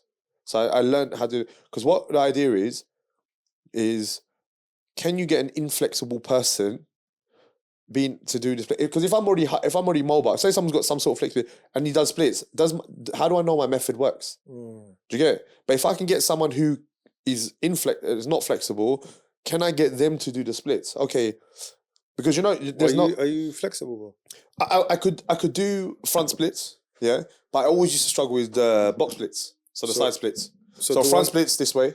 Like normal. That's hard, man. That's a harder one, man. Nah, that's not. Were you looking the same way? Yeah, and your legs go. Yeah. So that's easy. Yeah, I find that easier. Then box splits I used to find so difficult. So the ones that like Van Damme ones. Yeah. So the Van Damme ones, that has to do with because first thing what I did, anatomy. There's no muscle that runs between your legs. So why is it that you can't do the splits? So it's a neuromuscular. Something happens to stop. So when you get to a position, it goes, oh, wait a minute, I don't like this. I need to stop. So it's weakness in the muscle that doesn't allow you to do splits. Makes sense? Because if you, for example, like... I'm trying to understand. So if I stood and put one leg up, for example, like this, and I had a mirror, I'm actually doing the splits. Right. Yeah? Yeah. But when I try to actually open both my legs, your brain's stopping you from. So my brain is stopping me because the tension on the legs is too much. Because when do you ever do that? But bro, the pain is unbelievable, bro. Yeah, because when do you ever do that? So when do you get into that position to open your legs and go into like your whole weight on The only time you do that is if you're in a Van Damme movie. That's the only time. Yeah. So you're trying to be Van Damme. So or someone's shooting you and you do the splits on the countertop. So the hip joint is like this, a ball and socket joint, yeah? Like this, yeah? Yeah. Now what happens is you roll your pelvis and then if you try to do it up straight, the bone can actually obstruct you from doing the split. So what you do, you roll forward and then the joint goes like this and then you end up being able to do the split. what you need to do is strengthen the adductors for you to be able to do the split. And that But takes... what functionally, yeah? Honestly, bro. I mean, apart from being able to do head kicks, yeah? Your I mean, body... why would you need to do the splits? Bruv, look at babies. You know, kids. Look, they move. Some guy was saying to me today, he was actually asking me today, he goes, my knees hurt, my shoulder hurts, my... I said, bruv, he goes, I'm just going to do... I need to do weights. I was like, you need to mobilize stuff, man. You need to like... I go, we never sit on the floor, crawl around, unless you're doing them type of sports stuff. Because look at where, not stretching, mobility work. Like, you know, like moving and stuff, like crawling. Like Ido Portal stuff. Not Ido Portal, bro. Not even but Ido Portal just snatched a copy of other people as well. Yeah. Like, bro, you got to remember, bro, we do this in wrestling every single day. Yeah, that's true. Come on, man. Like they're just copying stuff that and then recreate it and send it nice. So you know that bear crawl? Package it up to you nicely. Yeah, so things like bear crawls and... crab walks. Crab walks. For example, okay, bro, in the Western society, do they move from this position? No. You go to work, sit in this position. You sit on a bus in this position. You sit in your car in this position. Even when you number get two. when Even you go get toilet number as two, well. when you get in bed, you sit in this position and go lay straight down. Yeah. Do you ever think about it? So you don't do nothing the other way. So like you need to train this all the time. That's why our bodies are made to move. Why do you get pains in the inside of your knee? Because your adductors are weak. Now splits help you with that. You had a knee injury, yeah? What have we been working on? Your adductors, we're going to work on your VMO, this muscle here, to keep the knee. Look, even if this muscle... So look, people associate this with the bodybuilding muscle, this VMO here, yeah? The teardrop. The teardrop. Oh, look, he's got a teardrop, yeah? Remember you said that back in the day, yeah? But that is so important for your kneecap to stay in line. If that becomes weak, your knee goes like this. Your kneecap moves to the side. So this is so important for tracking where it should be. So it's not just the superficial, or I want to look good and stuff. It's got function into it. I remember when I went to train with Khalid about 2 years ago. Was it maybe longer than that? Yeah. We were doing the drills. You remember some Saturday mornings? Yes. And then remember we were filming it, and then you looked at it and goes, bro, you got something wrong with the same knee that you tore. Yeah. Do you remember you said you've got you've got issue here in your hip or whatever, and then 4 years later I end up ripping my same leg. You can see it like same tendon. Sorry, you see, I was training another lady, and then when she played basketball, and I remember when she, because women have a thing called it's called a Q angle, yeah. So the angle of your hips, so the hips, it goes like this, yeah. Q angle. So now women are highly likely. So if you're female watching this, so just to explain, so that the hip bone, the knees are. So if the hips are here, the knees are on the inside, right? Yeah. So all it is, it's just anatomy. Go. So what happens? It goes like this. Yeah. So can you see the angle of the femur to the knee? And look at the angle towards the male one. Yeah. So what happens? It's slightly more. It comes in a bit more. It's because of childbirth and stuff, isn't it? Yeah. Whatever. And that's for the way the woman's anatomy. So alhamdulillah, this is the way women are created, and then when so if you look at now, ACL injuries have become very high amount in females. So why? Because more females are playing sports and stuff now, yeah? So, but the problem is no one is addressing this. Are you saying they shouldn't have played sports, bro? Say that again? No, nothing. Nothing. I'm trying to get views, bro. I'm trying to get views. Don't start no Me Too movement, bro. So then what will happen is when they, if you don't address this, even guys though, so anyone has a weak medium, your glute muscles are weak and stuff. So when they jump, the knee goes, pops in a bit. Yeah. So what happened to you? Yeah. So when I saw you wrestle that time, you were wrestling, and I said, "Oh, like he done a shot, and then I see his knee just like he didn't have control of his leg and just went in." Yeah. It was a duck under. I said to Mohammed, I go, "You need to check this out, bro. Your something was off your glute or something's not. Probably more likely the strength of your glutes and stuff, because the glutes keep the knee as well, the leg in line. So, what the hell was we talking about?" Bob, you know what's funny? You know what, bruv? This is that whole, like, you know when you're in that black hole. You're in a computer, like, but you got a folder inside of a folder. What the hell am I in, bruv? Alice in Wonderland. It's like you're in a computer, a folder inside of a folder, and then there's no file in there. Yeah. Splits. We're talking about splits. Yeah, talking about splits. So basically, all of this is just, sorry, this is what happens. How did we start talking about splits in the first place? I have no About idea. your knee injury. Yeah, knee your injury. So operation. knee injury. Yeah. So We're back on track. We're back on yeah. track. So again, because it goes off in the problem There's is so it much goes so much content and it goes off to different things. That's why you need to train everything and you need to make everything strong in your body so you're able to do this stuff. So MMA, because it's a very dynamic. Like you look at boxing, for example. You don't train for boxing the same way for MMA. I mean, No. Is there any fighting art that you train the same as MMA? Any fighting guy. Like for example, like the closest is probably wrestling, right? If you look at MMA, the way the philosophy of training, innit? Or jiu-jitsu, or whatever it is. I think it depends who you train. Okay, stupid question. Let me rephrase it. Yeah. Let me backtrack and rephrase it.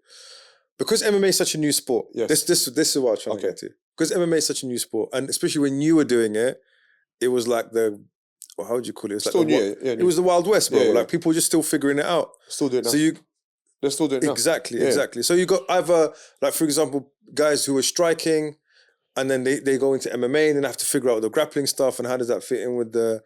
So, but I know from all the books I've read and chatting to you and the podcast, like strength and conditioning wasn't really big back in the day. Yeah. Like they were doing it, but it was like, where do you think MMA fighters, what mentality did they bring into MMA to get, like, how do I put this? Because from what Joe Rogan said, this is what Joe Rogan said, and I think GSP was talking about this as well, about the wrestlers, when they came into MMA, that's they brought in their kind of the way they train, you know, like for camps. And he goes, that's when things started to change. Does that make sense? When wrestlers started bringing, you know, the way they kind of train for, because it was a complete, you know, like you got like rope climbing, they do lots of, you know, bands and all this type of stuff. Yeah. And that's what he goes, I think GSP, when he started training with the, you know, Canadian wrestling team and stuff, and he saw all this, that's when he started bringing it into, you know, MMA and stuff. Yeah. That wasn't a question, but I'm sure there's a question in there somewhere. I get what you're saying. Like S&C, how did it become so prevalent in MMA kind of thing? And I need Mohammed's job now, please. Thank you, bro. I beg you take it, man. Yeah, so like again, like we was always doing some sort of strength work before. I was always when I kickbox, I was always. So what kind of stuff were you doing when you were doing kickboxing? Kickboxing is easy though. So if you look at it, you'll do weight training twice a week or 3 times a week. You do your runs and then you do kickboxing. Yeah. They're simple. The problem became... Why is it different with MMA? The problem is you got 3 or 4 arts. So you had jiu-jitsu, wrestling, striking. Then you had the old boxing mentality where you have to bring in running. Then you had... some people would say, don't do weights, just run. Then you're trying to catch up. See, a lot of my camp at the beginning, early stages, was... we were trying to... Because there was people who were under par in wrestling and jiu-jitsu. So we had to add a lot more wrestling and jiu-jitsu classes in. Or sessions in. Over training again.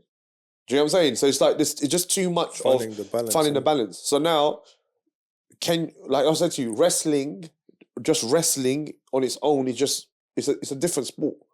MMA doing wrestling for MMA is different. It's different. You want to do partay, bruv? Yeah. Think about it, yeah? Boom. Yeah. So, like, there's... you wouldn't turn to your front. And, that's what I'm saying. So, like, it's like, remember when judo guys used to come to jiu-jitsu? And then, because judo, they'll turn to the front and they stop. Is it? Yeah, because the judo rules now, it's like you turn to the thing, and it goes on a little bit and then they stop, yeah? Right. Because there's someone that trains with me and she used to do that, like, stop. And I was like, yeah, you don't do that, you can get choked out, yeah? And then it was like retraining all this stuff. So you can see how like you had to change things around and then become more MMA savvy and then start adding like the skills for MMA and make it more MMA specific. So just to go back to the Ramadan thing. Yes, sorry. That's where it was. Yeah, we were there. But the thing is, you've actually answered a lot of the questions anyway. Yeah, so during Ramadan... So you'd have your food and do your training after Tarawih and all this type of stuff. And then now let's talk about kind of coming out of camp, yeah, and getting ready for did you ever fight in Ramadan? No. Oh, it was always after Ramadan, yeah? yeah. So, what would happen closer to the fight now? So you've done your camp, and then I know so fight week would be when you're cutting weight, right? Yeah. So And did you cut weight in Ramadan or was it after Ramadan? Yeah. See, my obviously depending where the fight is, isn't it? Yeah. My battle has always been I was quite big for my weight category. So it's always been my battle's never been the fight. It's always trying to get to the weight to make sure I at my the correct weight. What did you fight at? 77 kilos. And in pounds was that? 155? 170. 170. Yeah, 170. So again, you remember like even prior to this, so even kickboxing days and stuff, to get to certain weights. What did you fight in kickboxing? Same? Yeah, same. 77. I fought 80, 81, 82, 84 kilos I fought as well. So I tried different weight categories as well. Because I used to hate, again, this is where whole nutrition stuff came into it as well. Because I used to hate, I love martial arts. I used to hate eating chicken and brown rice, bro. Do you know what I mean? So it was like, okay, there's ways to cut weight. And then so now I've chicken and brown rice, you say? Or just chicken, brown rice, broccoli. Chicken and brown rice, broccoli. 6 times. But wallahi, like after, and you know what happens? I tell you the worst thing, yeah? But imagine eating it for 6-7 days, yeah? This is on fight week, yeah? No. For the whole camp, bro. Because why? It was easy to monitor. Because what I used to do is... You know it's this much. I know it's this much. Yeah. I know it's this much. I know it's much. And just like, okay, you know what? I know I'm going to cut weight. Then the worst thing is, bro, you get that guy come in the gym. And he says, what are you eating, bro? And you start chicken brown. He goes, let me try some. He goes, it's not bad, isn't it? And I just want to punch him, bro. Because that's like your 15th meal. And of the same thing, bro, wallahi, I could Even for breakfast as well? Breakfast, I have to have porridge with water. Bruv, that is vile, bro. Yeah, porridge with water. What does it taste like, bro? Bruv, you know how I got PTSD from this diet, bro. Like, I used to have porridge, 8 o'clock. Let's go for my walk, run in the morning, 6. Come back, 8 o'clock. But I'm telling you, 6 o'clock in the morning, 6 o'clock run, coffee. 8 o'clock, I'd have porridge and water. Then 10:30, chicken brown rice. 1 o'clock, chicken and brown rice. 3:30, chicken and brown rice. 6 o'clock, chicken and brown rice. 8 o'clock, protein shake. 9 o'clock, protein shake. Bruv, because what happens is you start, because then it becomes everything about the diet. You know what I mean? It's like, you start everything, my food. And I used to dread that, bruv. I actually wanted to kill everyone. Anyone that come near me, bruv, if I see you eating anything, like, if I see you eating anything, why are you eating that next to me for? Yeah. Like, I was ready to fight, bruv. I get my MMA gloves. I wrap up, put my finger, gum shield, Vaseline my face for dinner. Fish and rice cake. Yeah, bro. But it's the same. What's that? Fish and rice. Wait, fish? Fish and a rice cake. Yeah, that's what he used to eat. Fish and rice cake. Same. But there's another guy who's done a documentary, and he kept going, yeah, fish and rice cake, 8 o'clock, fish and rice cake, 10 o'clock. Sounds like Mike Tyson, bro. Yeah, this guy. And then he thinks, what's next? He's thinking about what he's going to eat, bro. But it's the same thing. It's the same thing. It's chicken and rice or fish and rice cake the whole day, bro. Yeah, he's, bro, the thing. Fish and rice cake. Just to look like that, bro. Fish and rice cake. Yeah, that's what he was eating. And the nutrition for fighting, again, this you remember, where do we get these nutritional things as well? It's from more from bodybuilding style, like when I was doing it kind of thing, yeah? It's like Ronnie Coleman would eat this, isn't it? Yeah, and then, but the nutritional needs of a fighter is different. And this is where I had to study and learn all this stuff. And that's what I said to you. So, like, alhamdulillah, like, now, at least I can pass on the knowledge. Yeah. Like, you don't have to go through the... But you didn't even season the chicken, nothing? No, I had, like, some... like chili or something? Like, seasoning, bruv. No, I had some, really, like, light seasoning. And who'd make it for you? My mum, bless her, though. She used to wake up early in the morning, bruv. And then when I go for my walk, she would make her, because that's all the Tupperware. And I had to go and eat, bruv. And then... yeah, just like the whole day and stuff. I bet her heart was breaking trying to... See the PTSD, bro. But because, you know what? And I said to Mohammed, I go, bro, the whole reason was, like now, when say I have a cheat meal on a Sunday or whatever, I don't dread Monday, like to go back on eating good again. Before, I was like, oh man, I got to wake up, have porridge and water. You know porridge and water, that's what they're in the Matrix, isn't it? And you know what? Yeah, same thing about the slop. is it really chicken? Is it really chicken? And even like, bruv, after training, you go home. Like, imagine you got smashed. You just done bare round sparring and stuff. And you actually had a bad day and you get beaten up a bit.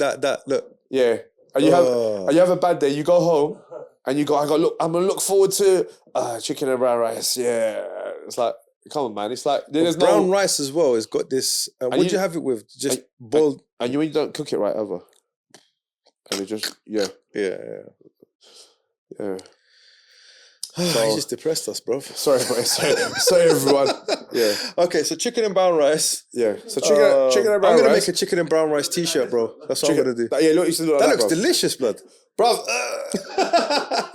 Gonna get a t-shirt made. No. Yeah, we're gonna get chicken and brown rice T-shirts made, bro. 100%. You can make, and bro, I would eat that now.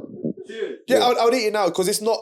You're not eating, bro. It's like if I gave you McDonald's, fillet of fish, morning, lunch, snack, dinner, bro. After 2 days, you'll say, bro, I don't want to eat this no more. But you, that's what I'm saying to you. Supersize me. Yeah. Just eat McDonald's for like all the time. But I was like, bro, and it's you just can't no variety, nothing. It's just not normal, bro. And what was? And I remember, how do I put this delicately? Yeah. Yeah. God. What was the bowel movements like, bro, when you're on that diet? Like, I'm not trying to be but because that plays a, like, digestion. And I'm trying to remember. I can't remember. Was it one of the you have to throw the toilet away afterwards? No, I think you. It was healthy. You actually, yeah, it's healthy. It's clean. You look because you're giving yourself good food anyway. It's not bad. Yeah. It's just the monotony of it, having the same thing over and over again. It's more psychological. And then I'd say when I started noticing that it was bad, I would only talk about my free meal. Sunday I'm gonna have a free meal, and then I'm gonna do this. What kind of stuff would you have in the free meals on camp? It got bad, bro. You know, in camp. Because I always used to have free meals and stuff. Okay. Like right. so, and then why it got bad? What's free meals, bro? Like I have imagine chicken and brown rice for the whole week, and then Sunday I can eat what I want. All day. This is how it started off. Go on. This is how it started off. Yeah, it started off as a free meal. Yeah, and then I think one of the weeks I wasn't dropping weight. Yeah, so the guy goes, you know what you should do, bruv? Have a free day. Yeah, so just have what you off. And I think he could see I was struggling with my mentality. Yeah, like so he was saying to me, like, have a free day. So then I would wait up 12 o'clock Saturday, see the clock goes, it's time, bruv. It's time. Bruv, we just like, okay. And you know what? That's when I started noting that this was wrong. I would eat stuff that I would never eat. Bruv, hobnobs, the hobnob biscuits, 500 grams would get hoovered. With what though? With nothing. Dry. Just dry, bruv. And I'd put the whole biscuit in. And and then I'd find the next thing. So now I thought, okay, then my relationship with food became very toxic. Yeah. And I was like, this is not nice. This is not right. So hobnobs, what other go-to snacks? Everything, bruv. Anything I could find. Yeah. I'd go to the nastiest cafe in the morning just because they're open and I want eggs. Whatever, but full English breakfast. But I'm not even eating full English breakfast, and I wanted to eat it. And I started drinking like Coke in the morning. And I was like, nah, this is not. Yeah, so all that, like I could see like, and then. But how would that affect you the next day? Yeah, because I was saying the next day you get back on a diet, but then Monday. Was your face like this, bloated? Yeah, and then Monday I'd be thinking about Sunday. So imagine, bro, you just finished, and I'm thinking, can't wait till Sunday. Yeah. I'd buy chocolates and put them on my bed, and then grab them and smell them. Like you can put that love song and stuff. Yeah, that's not good, man. Yeah, then this is why I advise people not to do these type of stuff. I have a very bad relationship with food, man. Yeah, that's me, bro, right there. That was me on Sundays. What's the boy's name again?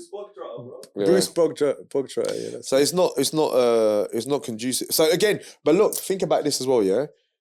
So all of this stuff. So Ramadan is similar to that. Like if you think about that's true. So when we go back to it, let's go back to it. It's miniature versions of that. It's like a camp, bro. It's a camp. Yeah, but it's a miniature version of that. Whole day you're fasting.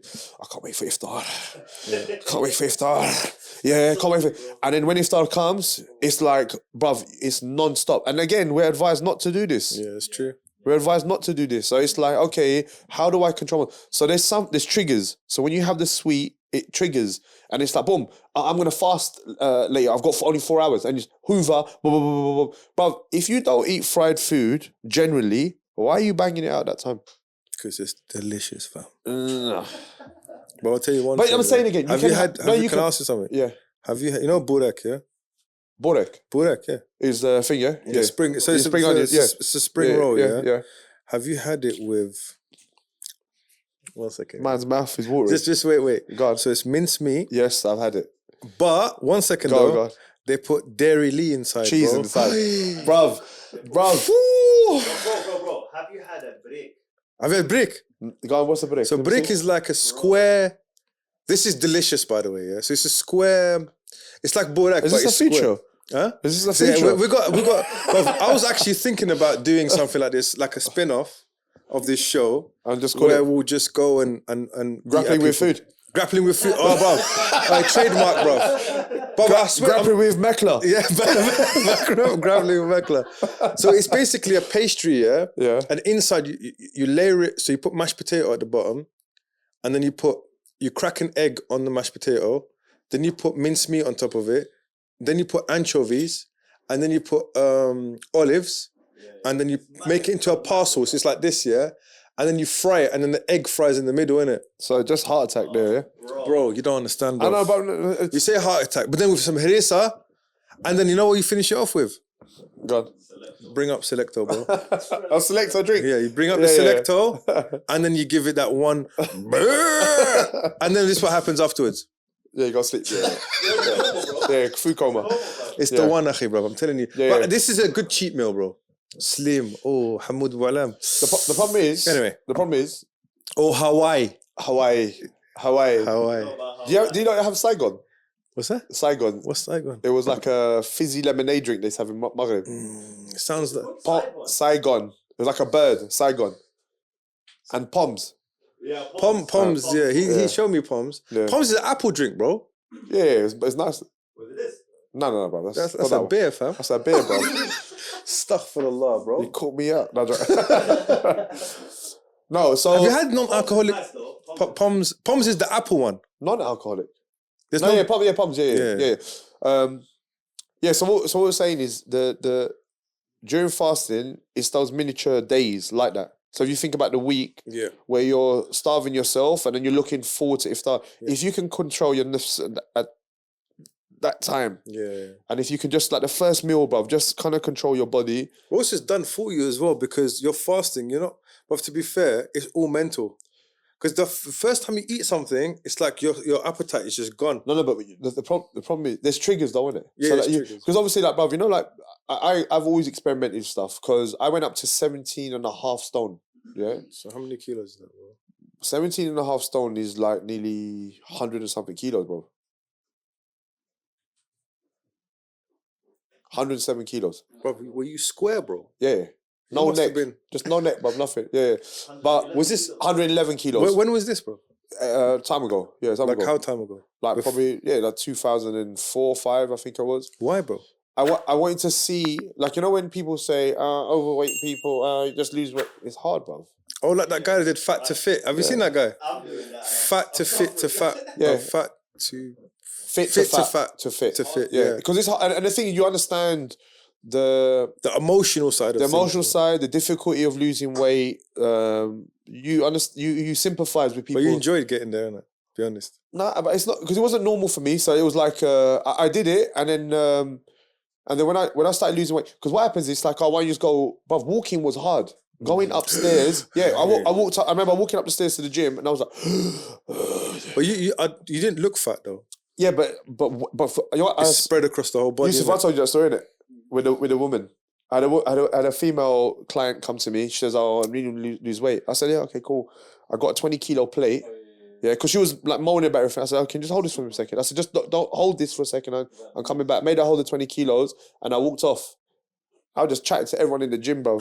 I said to yo, make sure you don't put it down, yeah.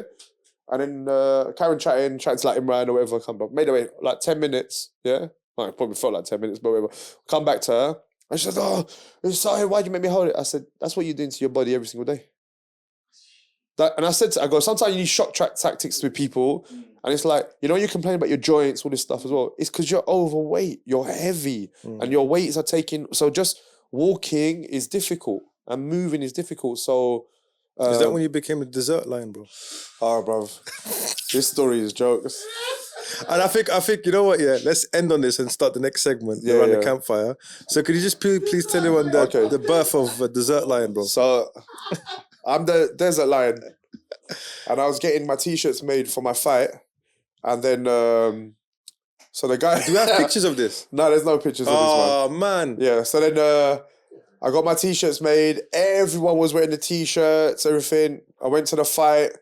I'm walking around, and then I think it was after the fight. I'm walking around, and some guy came up to me and said to me, "Yo, bro, I just want to say something, yeah?" And I said, "What?" He goes, "Your t-shirt says Dessert Lion." We didn't check the spelling. Was it at the back? The whole top, bro. Dessert Lion, bro. Guys probably cutting weight is seeing double, bro. Like, Huh? Yeah, bro, but that's a let's not blast them in it. Let's not blast them. And I'm wearing this, and I thought, oh my god, I should have just put an apple pie on it or something. Bro, Dessert Lion. Bro, imagine just being in the crowd thinking, the Dessert Lion. But that's a wicked name, though, bro. The Dessert Lion, bro. Oh my god. You could have got a sponsorship with And there was Afters, another, bro. there was another time I actually went crazy on this guy.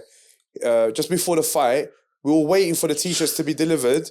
Guy took ages, and then on the fight day, he dropped them off, and he spelt my name wrong. How did he spell it, bro? He spelled Khalid Ismail and ISH. yeah. And I was like, no. And man. obviously that's your opportunity to... Nah. I could have wear it, bro. It's like, That's taking a bit. yeah, it just, bro. It's like little things like this, and then that's extra stress that you don't need before a fight. But but when you look back at it, it's jokes it's though. hilarious, It's jokes, bro. And I was running around, but there's so many. But I remember the guy sent me the wrong Valetudo shorts, like it was made for like a 9-year-old. I was like, who's gonna wear this, bro? Did you wear it? Yeah, What happened? on one leg. It's that big, bro. So And what did you do? Then I had no shorts, so I had to go and find other shorts. But this is all the background stuff people don't see. Yeah. And you're doing all that, right? You're kind of... Yeah, I'm trying to phone. But imagine you're cutting weight and you're trying to phone people. Where's my shorts gone? And the wrong shorts come, wrong t-shirts come. What's the funniest thing that's happened to you when you're cutting weight? When I'm You know, cutting you weight. approached so fight day or maybe day before or... I remember when I was cutting weight, they locked me in the sauna. What do you mean? The guys, because I need to cut weight, and I had like about 6 kilos to drop, and then they didn't let me out the sauna because you have to do 10-minute stints, yeah? So towards the end, I was like, nah, bruv, I ain't going back in there. Like, you have to go back in there. I was like, no, not going. So they pushed me in there. One guy said to me, I'll come in with you the last 10 minutes. Then halfway through, bruv, like I was wearing, so think about it, I'm wearing a sweatsuit, Bro, you and just died, yeah, I'm wearing a sweatsuit. Like I say, all these stupid things that we did, bro. Sweatsuit, jumper, hat, and stuff, yeah? And then the guy goes, just shadow box a little bit. So I said, okay. Shadow box? Yeah, so try to get like, you know how I can like move and get some like sweat going. And I was like, no, let me out. So imagine, bro, just a little window, and I'm like, and they're all holding the door. Let me out. Wallahi, if I come out here, I'm gonna smash you. But I came out, I was like, and I made the way, took all my clothes. I said, Wallahi, when I have water, I'm gonna smash you. When I had tomorrow, watch. Oh my days! I can just imagine you like in the Jurassic Park. You know, angry but drowsy. Yeah, just couldn't do nothing, man. It was so funny. Talk to us about, you know, like cutting weight, yeah? Because you see them always with the towels and the like. What's going through your head at that point, man? Yeah, I tell you how traumatic it is for some people, and even for as a mu'min and stuff. For you. When I was doing a weight cut, so I had to keep coming out of the... I was doing a hot bath this one later on. So I was cutting weight. I come out and my older brother was with me. And then, so he would wrap me up in the towels. Bruv, so I lost 6 kilos. So imagine like my face is normal. Then you go gaunt, you go really gaunt and stuff, yeah? Bruv, so when he wrapped me, I'm looking at him and my man's crying. Why? He thought he was doing like... Oh, because of the coffin. It looks like coffin. Yeah. It was that. So he's looking at me and I'm like, what's this guy crying for? Your brother was crying? Yeah, he's crying. But I couldn't even say nothing because I was so dead myself anyway. I was really like almost on the... Actually dead. Yeah, so I was like looking at him and then after, he said to me, it felt like I was wrapping your body up. So I was like, How subhanAllah. does that go though? So he just wraps So what happens? That you know when you come out the hot bath because you got water on you, so they dry you down, and then because you still lose sweat, so you still lose water at you, so they'll wrap you, so you lay on the floor for another 5-10 minutes. Basically. So you sweat. So, but imagine I was in all white, and my face, so I was like thinking, and he was, and I remember looking pale as well. but I looked dead, bruv. I remember I had Ray-Ban glasses, yeah, bruv. You know, like Elton John's glasses. Have you seen Weekend at Bernie's, bro? Put Weekend at Bernie's. The big glasses. That's how I look like, bro. Weekend at Bernie's. Have you seen Weekend at Bernie's? Yeah. They have the dead guy the whole way through the weekend. He's dead, yeah? And the whole film is about them taking him out. Like, he's dead, bro. Oh, wow. Was that you, bro? That's me, bro. That's me, bro. Wait. Hey, quick, stick glasses on him, bro. So what were you saying? You had your glass. Why would you have Ray-Bans on, bro? No, the next day. So when I went to the thingy, I remember when I put my glasses on, they wouldn't even fit my face. So I lost that much weight. And I remember Alex and them guys were with me. And you know, when you see other people's reactions, he was like... But there's actually a picture of him. Yeah. There's a picture of him, you rehydrate and stuff, you're okay. But it's just remember, because I have to drop a lot of weight from when I cut. Bro, your kidneys must have been screaming, bro. Yeah. But I was with... Do you know the one weight cut? I was with Rustam Khabilov, yeah, and then well, he was cutting. He was cutting, yeah. So he was cutting all week, and mashallah, bruv, he was ripped, yeah. Like you know, he was like no fat on him. Then he said, "Brother, how I look?" I said, "Mashallah, you look amazing, yeah." I go, "How much more weight you got to this?" 7 kilos. 7 kilos. What? And then I was like, 7 kilos. Where they coming from? Where, bruv? Like, where are you gonna lose this 7 kilos?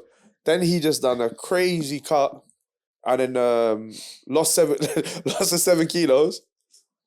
Bro, but it's like, you see, and that's the... But how did he lose it, bro? Where did it come from? So they done sauna, hot baths, all this stuff, yeah? So you're basically sucking all the water out. I mean, Amir went to him after to rehydrate and stuff. Yeah. And it was like... Sorry? Is that good for you?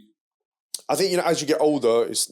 But also, bro, there's a big debate about this, isn't it? About cutting weight and then getting punched in the head afterwards and not properly hydrating. Hydrate, yeah. If you don't hydrate properly, But even can you hydrate, though? You got 36 hours to rehydrate and stuff. But what I'm saying... you're not the is same. Is it possible, though, bro? Is it possible to hydrate to the amount No, where it's safe? You'll lose performance like that, bro. They look dead, bro. Yeah, like that. It looks like Keffin, bro. Yeah, like that, bro. I was like, but imagine they wrapped me properly with the thing. So he's got his quilt in it. Just recently, that woman fainted. Yeah. So it was like, dropped off. Yeah. Why didn't you go in that? You actually look like they just wrap you in towels, So innit? what does the towels do? Just The soak up towels- the water? Your socks out the water, and plus when you come out you're still sweating, so you will still sweat. So it's keeping the sweat going. Yeah, so it keeps sweat Oh. going because when you come out, you'll lose a little bit more as well. And this comes from wrestling, isn't it? Yeah, this is a wrestling. This is a wrestling thing. Because bro. wrestlers are nuts, bro. Have you read Tim Ferriss's book, The 4 Hour Work Week? Yeah, You know he won the Chinese national champ kickboxing the kickboxing thing? So what he done, he lost 30 pounds of weight and when competed in a competition, bro. You're losing 30 pounds or 25 pounds weight. Imagine how big you are compared to everyone else. Yeah. So when he goes that, I just pushed everyone off the stage. Like that because he fought Sancho. Yeah, because Sancho, yeah, exactly. So he pushed everyone. And it's like, this is where it's come from. So if you're the biggest in your weight category, but you're kind of now, like I said to you, like again, I wouldn't do that stuff anymore. So what weight would you fight? 77, bruv. I was 77. But like I said to you, alhamdulillah, But now you cut differently. Yeah, now, bruv, it's stay close, really close to the weight. And again, this is learning about nutrition, all this stuff as well. That's why for me, it was like the mistakes we all made, or even like what I was saying to you guys, this yo-yo dieting stuff. Where like you go up and down, but everyone's always on a diet. I'm on a diet. I'm not on a diet. But just eat good. And if you eat good all the time, then you'll be fine. You're close to the weight. So to kind of wrap it all up, Yeah. Last bit of advice on what to eat during Ramadan. We've kind of covered it a little bit, Yeah. But just to kind of maybe we can use this as a little snippet, Yeah, so yeah, we can cool. send it out, yeah. So what to eat during Ramadan? Yeah. Like how to maintain, because like, there's a few things happening here. There's some people that want to maintain what they have. Weight. There's some people that want to lose Yeah. weight, but not lose definition or whatever it is, or Yeah. strength or whatever. So how do we maintain that? And then the last thing is, I think that's it. Just those So two things. so training as well. You probably want to talk Oh yeah, about, training. Yeah. So training, I advise to train after. So would you train every day or 3 times a week or Whatever your schedule permits Right. you to. Again, there's no. Again, Let's actually take a step back before we do anything. This month is for ibadah, number one, yeah? So that's your focus. Then everything else is around it. So the second thing, if you want to train and stuff, then you want to train. What I recommend is to train after Tarawih. Yeah, 40 minutes. Go to the gym. It's not your normal gym session. Go in and out like quick because you remember you're on a time thing. Yeah. You need to go back and eat carbohydrates after that weight training session. You also need to work out. If you're looking to lose weight, you can Google this stuff. What your basal metabolic rate is. So how many calories you need per day. If you're trying to lose weight, drop it by 300 to 500 calories of what you should have. If you're trying to gain weight, you up it a little bit more. So nothing really changes. This is the same, even if you was in Ramadan, not in Ramadan. When you open your fast, try to eat non-carby food when you open your fast. And then carbohydrates after you train or a little bit later. I kind of like introduce it slowly.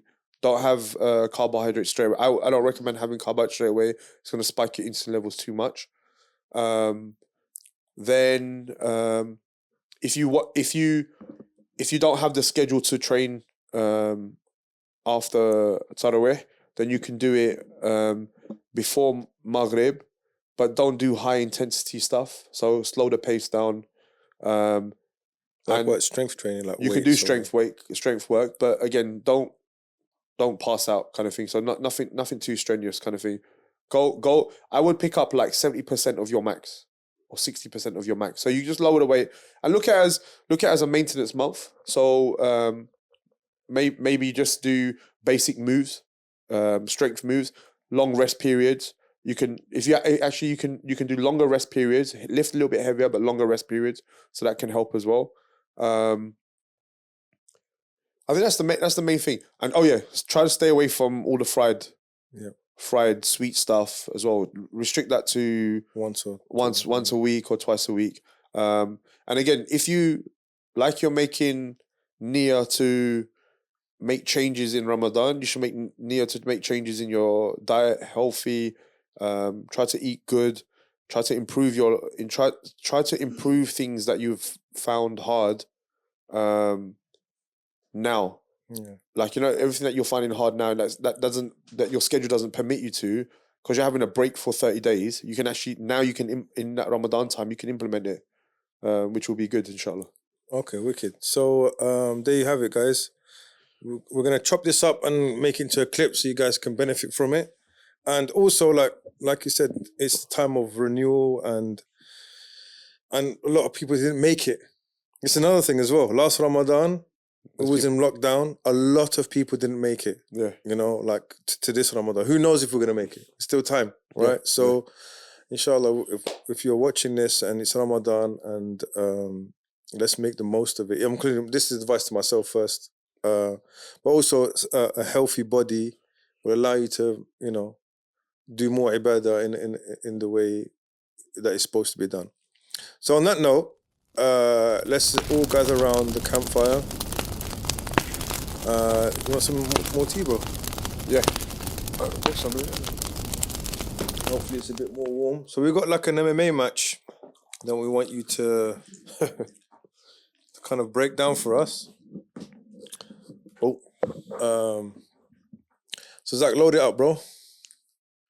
All right, so we're going to watch a few minutes. I mean, it's quite...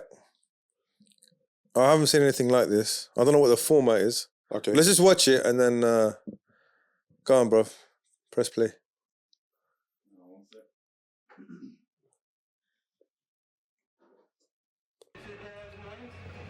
All right, so there's a guy... There's a guy dressed as Batman. Is that a glow-in-the-dark gum shield? Okay. It's Batman and Robin.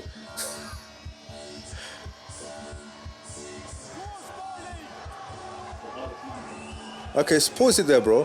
Pause it. Okay, so this is...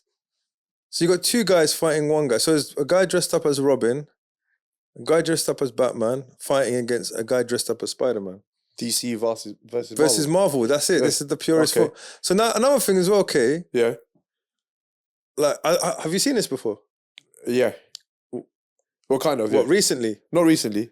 You've seen it before? Yeah. Okay, right. Yeah. Do you know anything about this? I have no idea, bro. Did you manage to find out, Zach? It's with the hardest man competition. And what is it about? Nothing. But why 2 people fighting one guy? I don't know. Maybe he's a professional MMA and these guys are just some. All right, so let's run this. Let's run this. Raw, Batman's. What the hell? Wait, pause it. Go back, bro. Go back. Go back. Bro, they caught me off guard with this one, bro. He's got no gluteus maximus. Bro, no back. I'm skin. Iron board, bro. Okay, right. So they rehearsed this, bro. Raw, Spider-Man's like, what's going on? But wait. Did Spider-Man just do a cartwheel? No, there. Spider-Man done a cartwheel There's there, a bro. look going on. No. Spider-Man done a cartwheel, bro. Wait. Watch. It- What Spider-Man do cartwheel? Wait. Look, see? Just caught the end of it. Pause it, bro. Pause it. Man took licks. Firstly, Batman sending him Robin first. Yeah, that's what. That's But not why he did a fly kick. no, but hold on, wait a minute. I would send Robin in first, as well, bro. Yeah, go see what's going on, bro. Batman's smart. He's smart, bro. but can I say something? Pause it for a Wait, second. can they both hit him at the same time? Yeah, bro. Yeah. So, but another thing as well, distance. They miscalculated where Spider-Man was, bro. Yeah. Because he jumped off his back and thought, right, he's too far. But he kicked anyway. Yeah, he didn't care, bro. It's like, I'm here for the show. Okay. Oh. Oof. Okay. Oh! Hey, Spider-Man. Pause it. Go back, bro. Spider-Man Bro, was- right, Spider-Man can fight, bro. Spider-Man can fight. Go back, bro. Did you see that spinning hook kick? Yeah. Go back, bro. Watch this spinning hook kick. Okay, one sec. Oh! That would have knocked Robin into Marvel, bro. But stop it. But Robin is having it though. But, bro, why is Batman just standing there? He just... I think it's the coach. Bro, if that was my boy, me and you ain't chatting no more, after bro. this match, That's it, bro. Lose my number. Oh, he's come, Batman. Oh, Batman got licked. Okay. How is Spider-Man losing? I don't know. This is great, bro. I think because he's a pro MMA fighter. Yeah, or he something. looks like a... No, he looks like he can fight, though. Yeah. Oh, knees as well. Oh, Batman's getting banged, bro. Oh, Robin got booked. Oh. Bruv, someone call Dana White and give this guy a contract. Stop there. Bro, did you see the 2 collar ties, bro? And kneeing one? That was awesome. But the referee's smiling, bro. Look at the referee. He's hell. Use one of them as a shield. They can't fight. He's hurt, bro. He's damaging one of them, which is a big Look, this is how you fight. This is how you fight 2 people at once. Look, there you Well, go. stop there. He used him there. Why is Robin staying there though? He couldn't do nothing there, bro. What? He wasn't even holding him, bro. But he had his back though, bro. Yeah, but he didn't even choke him. Is this just a boxing fight? No, but he had his back though. Look. strict technique. That was terrible. One of them. Oh, Batman's got banged. Oh, it is MMA. Robin's just is like- it not MMA? He's done. Look at the carried him away. He's done, bro. He's done.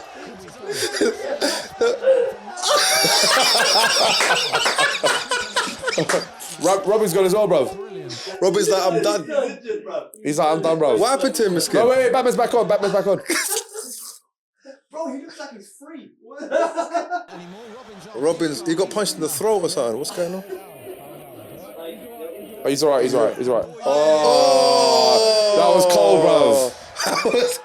So Batman against Spider-Man. Let's have a look. More money's on Spider-Man every time. Yeah, His legs, bro. He skipped leg day, man. Look. bro. Spider-Man. Bruv, can you pause it there? Bruv, can I say something? There's a few Batman, what would you call it? Costumes that he could have used, yeah? But this is 1960s This Batman. is, which Batman is This is 1960s Batman. It's gotta innit? be, bro. When it goes kapow. Yeah, that one. Kapoo. He could have used the Christian Bale one. And you had another thing as well, he's got the cowl on, innit? So isn't that like headgear? Who's got headgear? Look, he's got headgear, bro. The cowl on his head. No, bro. That's thin, innit? He'd make a very good punch bag. Spider-Man. Bruv, that kick, man. Oh! Spider-Man showboating now, bro. Oh, cartwheel kick. Hey, bro, he got dizzy. I beg you watch. Watch Batman. He got dizzy with that. Good knee.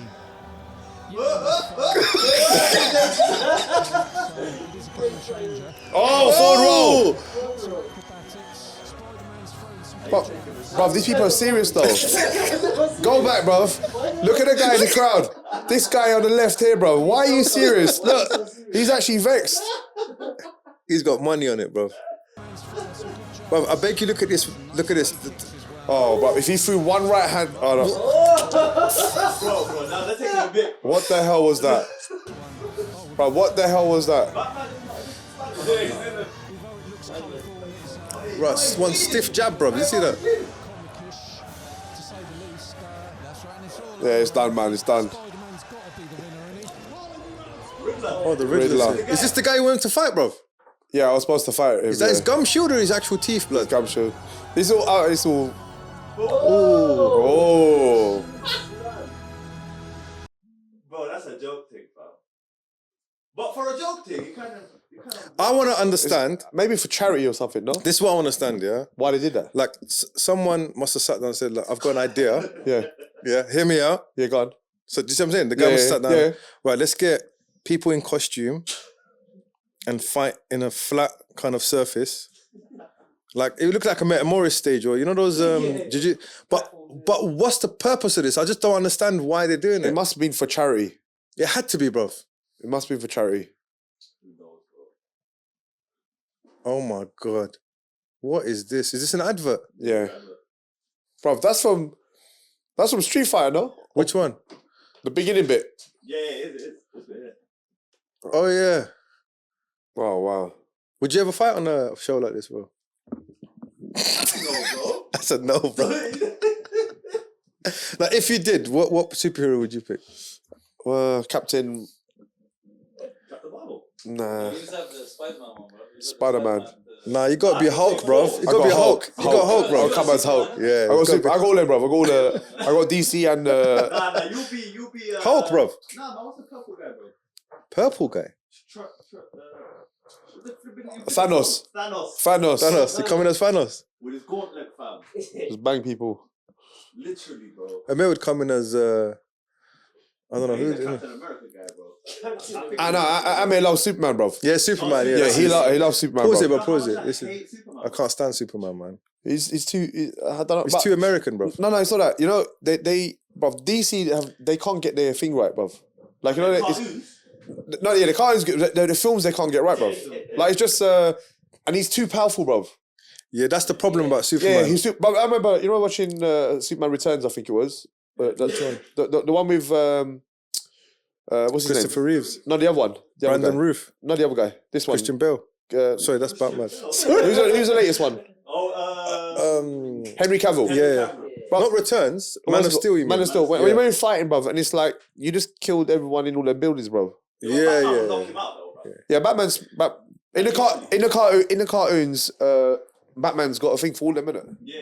Yeah, he knows how to kill all them. that's Yeah. Money gets you, But the thing is, for me, is so it's an MMA. It's definitely an MMA fighter that was fighting. Yeah, bro, the guy, you can tell he could But fight. again, fighting multiple people, like you said, that's the way to do it. So use one as a body shield.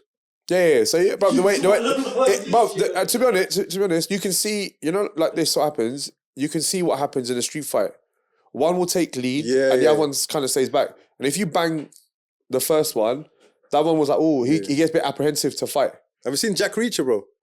Yeah. When he goes, I'm gonna do this to you. yeah. But he goes, you're gonna run away. Yeah. Or what? There's no. Yeah, I'm gonna hit the biggest guy. Yeah. Your friend's gonna run away. Yeah. Yeah. And it does, but because if you watch enough of this type of stuff, you see kind of thing. The only thing here in a street kind of thing, you'll get there's loads of other, because they got a big space now. What happens is when you have other people moving around you, that's what makes it difficult. Yeah. Oh, Whereas, like in like just people watching, because you don't. And then what happens is usually their friends hide in the crowd, and then so even if sucker you're punch you, even if you're fighting and you might be doing well against two of them, the third person comes from the crowd, and you won't even know that he's part of them.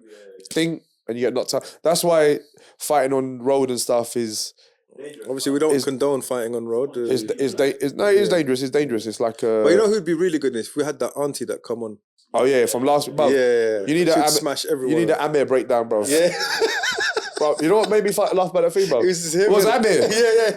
It wasn't the guy getting beaten up, bro. It was Amir. Amir got serious about the leg lay. Did you see that? It was a Turk. He put his leg in, bro. It's good. You know what's funny? Yeah, you know when I know he recruited her. He must have said to her, "Can you want to come wrestle? I think you can make it to Olympics." you know. But it's like when you wrestle him. Yeah, It's like, wallahi, bro, it's so funny. He has a conflict of, bro, it's like, who are them characters? Jekyll and Hyde. Who have conflicts all the time, bro. Jekyll and Hyde, He bro. wrestles, he goes, yeah. Oh, sorry. Rah, sorry. Especially the kids' competition, bro. The guys like this. No, but you know when you wrestle him, he will double leg you hard, but then his doctor conscious comes over to worry about you. Yeah. So it's like, Yeah, and on top of that, he's had injuries as well. yeah. So it's like, and you always see it, Masha. It's so I good. see him, you know, in competition, when we do in-house competitions, Yeah. bruv, he's proper anxious. Yeah, because He's like, yeah. oh, no. I was like that with Abdurrahman on when he was wrestling you guys. Remember? Oh, yeah. Because I could see, you know, like he shot, and I think Imran sprawled, and as he sprawled, he still hold on to the leg. Which Abdurrahman? My nephew. Okay. So he's still holding on to the leg, yeah. And you can see as he's sprawling. Shoulder And I was stuff, thinking, yeah. if he sprawls in his arm straight, it's gonna snap. You know what I mean? Yeah. And you can see it happening, like, but it's Can't just. really stop it, but it's one of those. But he's just trying to educate them, like, okay, Safely, innit? if you lose this position, you need to bring your hands back. Yeah. Don't keep going and think you're gonna fireman carry or lift his leg up, your arm, your little stick arm versus his leg. It's not gonna happen, bro. It's like on an ice rink, isn't it? All close the fist. Yeah, bro. That happened loads of time. I remember people getting chopped. Ooh. Yeah, you got to close your fist. If you close your fist, you lose your wrist. Huh? No, I think these ones always the thing. Yeah, you close your fist, you lose your wrist. So, what do you mean? Where'd you get that from, bro? No, I'm saying. He just made it up. You just made it up? You get it? He just made it up. Man's dropping bars, bro. Yeah. If you close your fist, you'll lose your wrist. And he started smiling afterwards as well. Actually, let's end on that. Khalid Barkalofik for coming in. Hopefully everyone will find this informative. I know I did, definitely. Alhamdulillah. So again, episode 6. We're still trying to figure things out. I feel like we've done a decent job with. Firstly, I want to actually thank everyone, especially the team, Zach, Yusuf, Imran. I know it's been very, very difficult. I'm not going to lie to you guys. It's been a journey. We completely underestimated how much work it was. But I think one thing that's been keeping us going definitely is your kind words and your messages and your encouragement as well. So I want to thank everyone for reaching out. And those guys that have corrected us when we've, that's also helped as well. But watch your mouth. So on that note, we'll see you on the next one. Assalamu alaikum. Salam.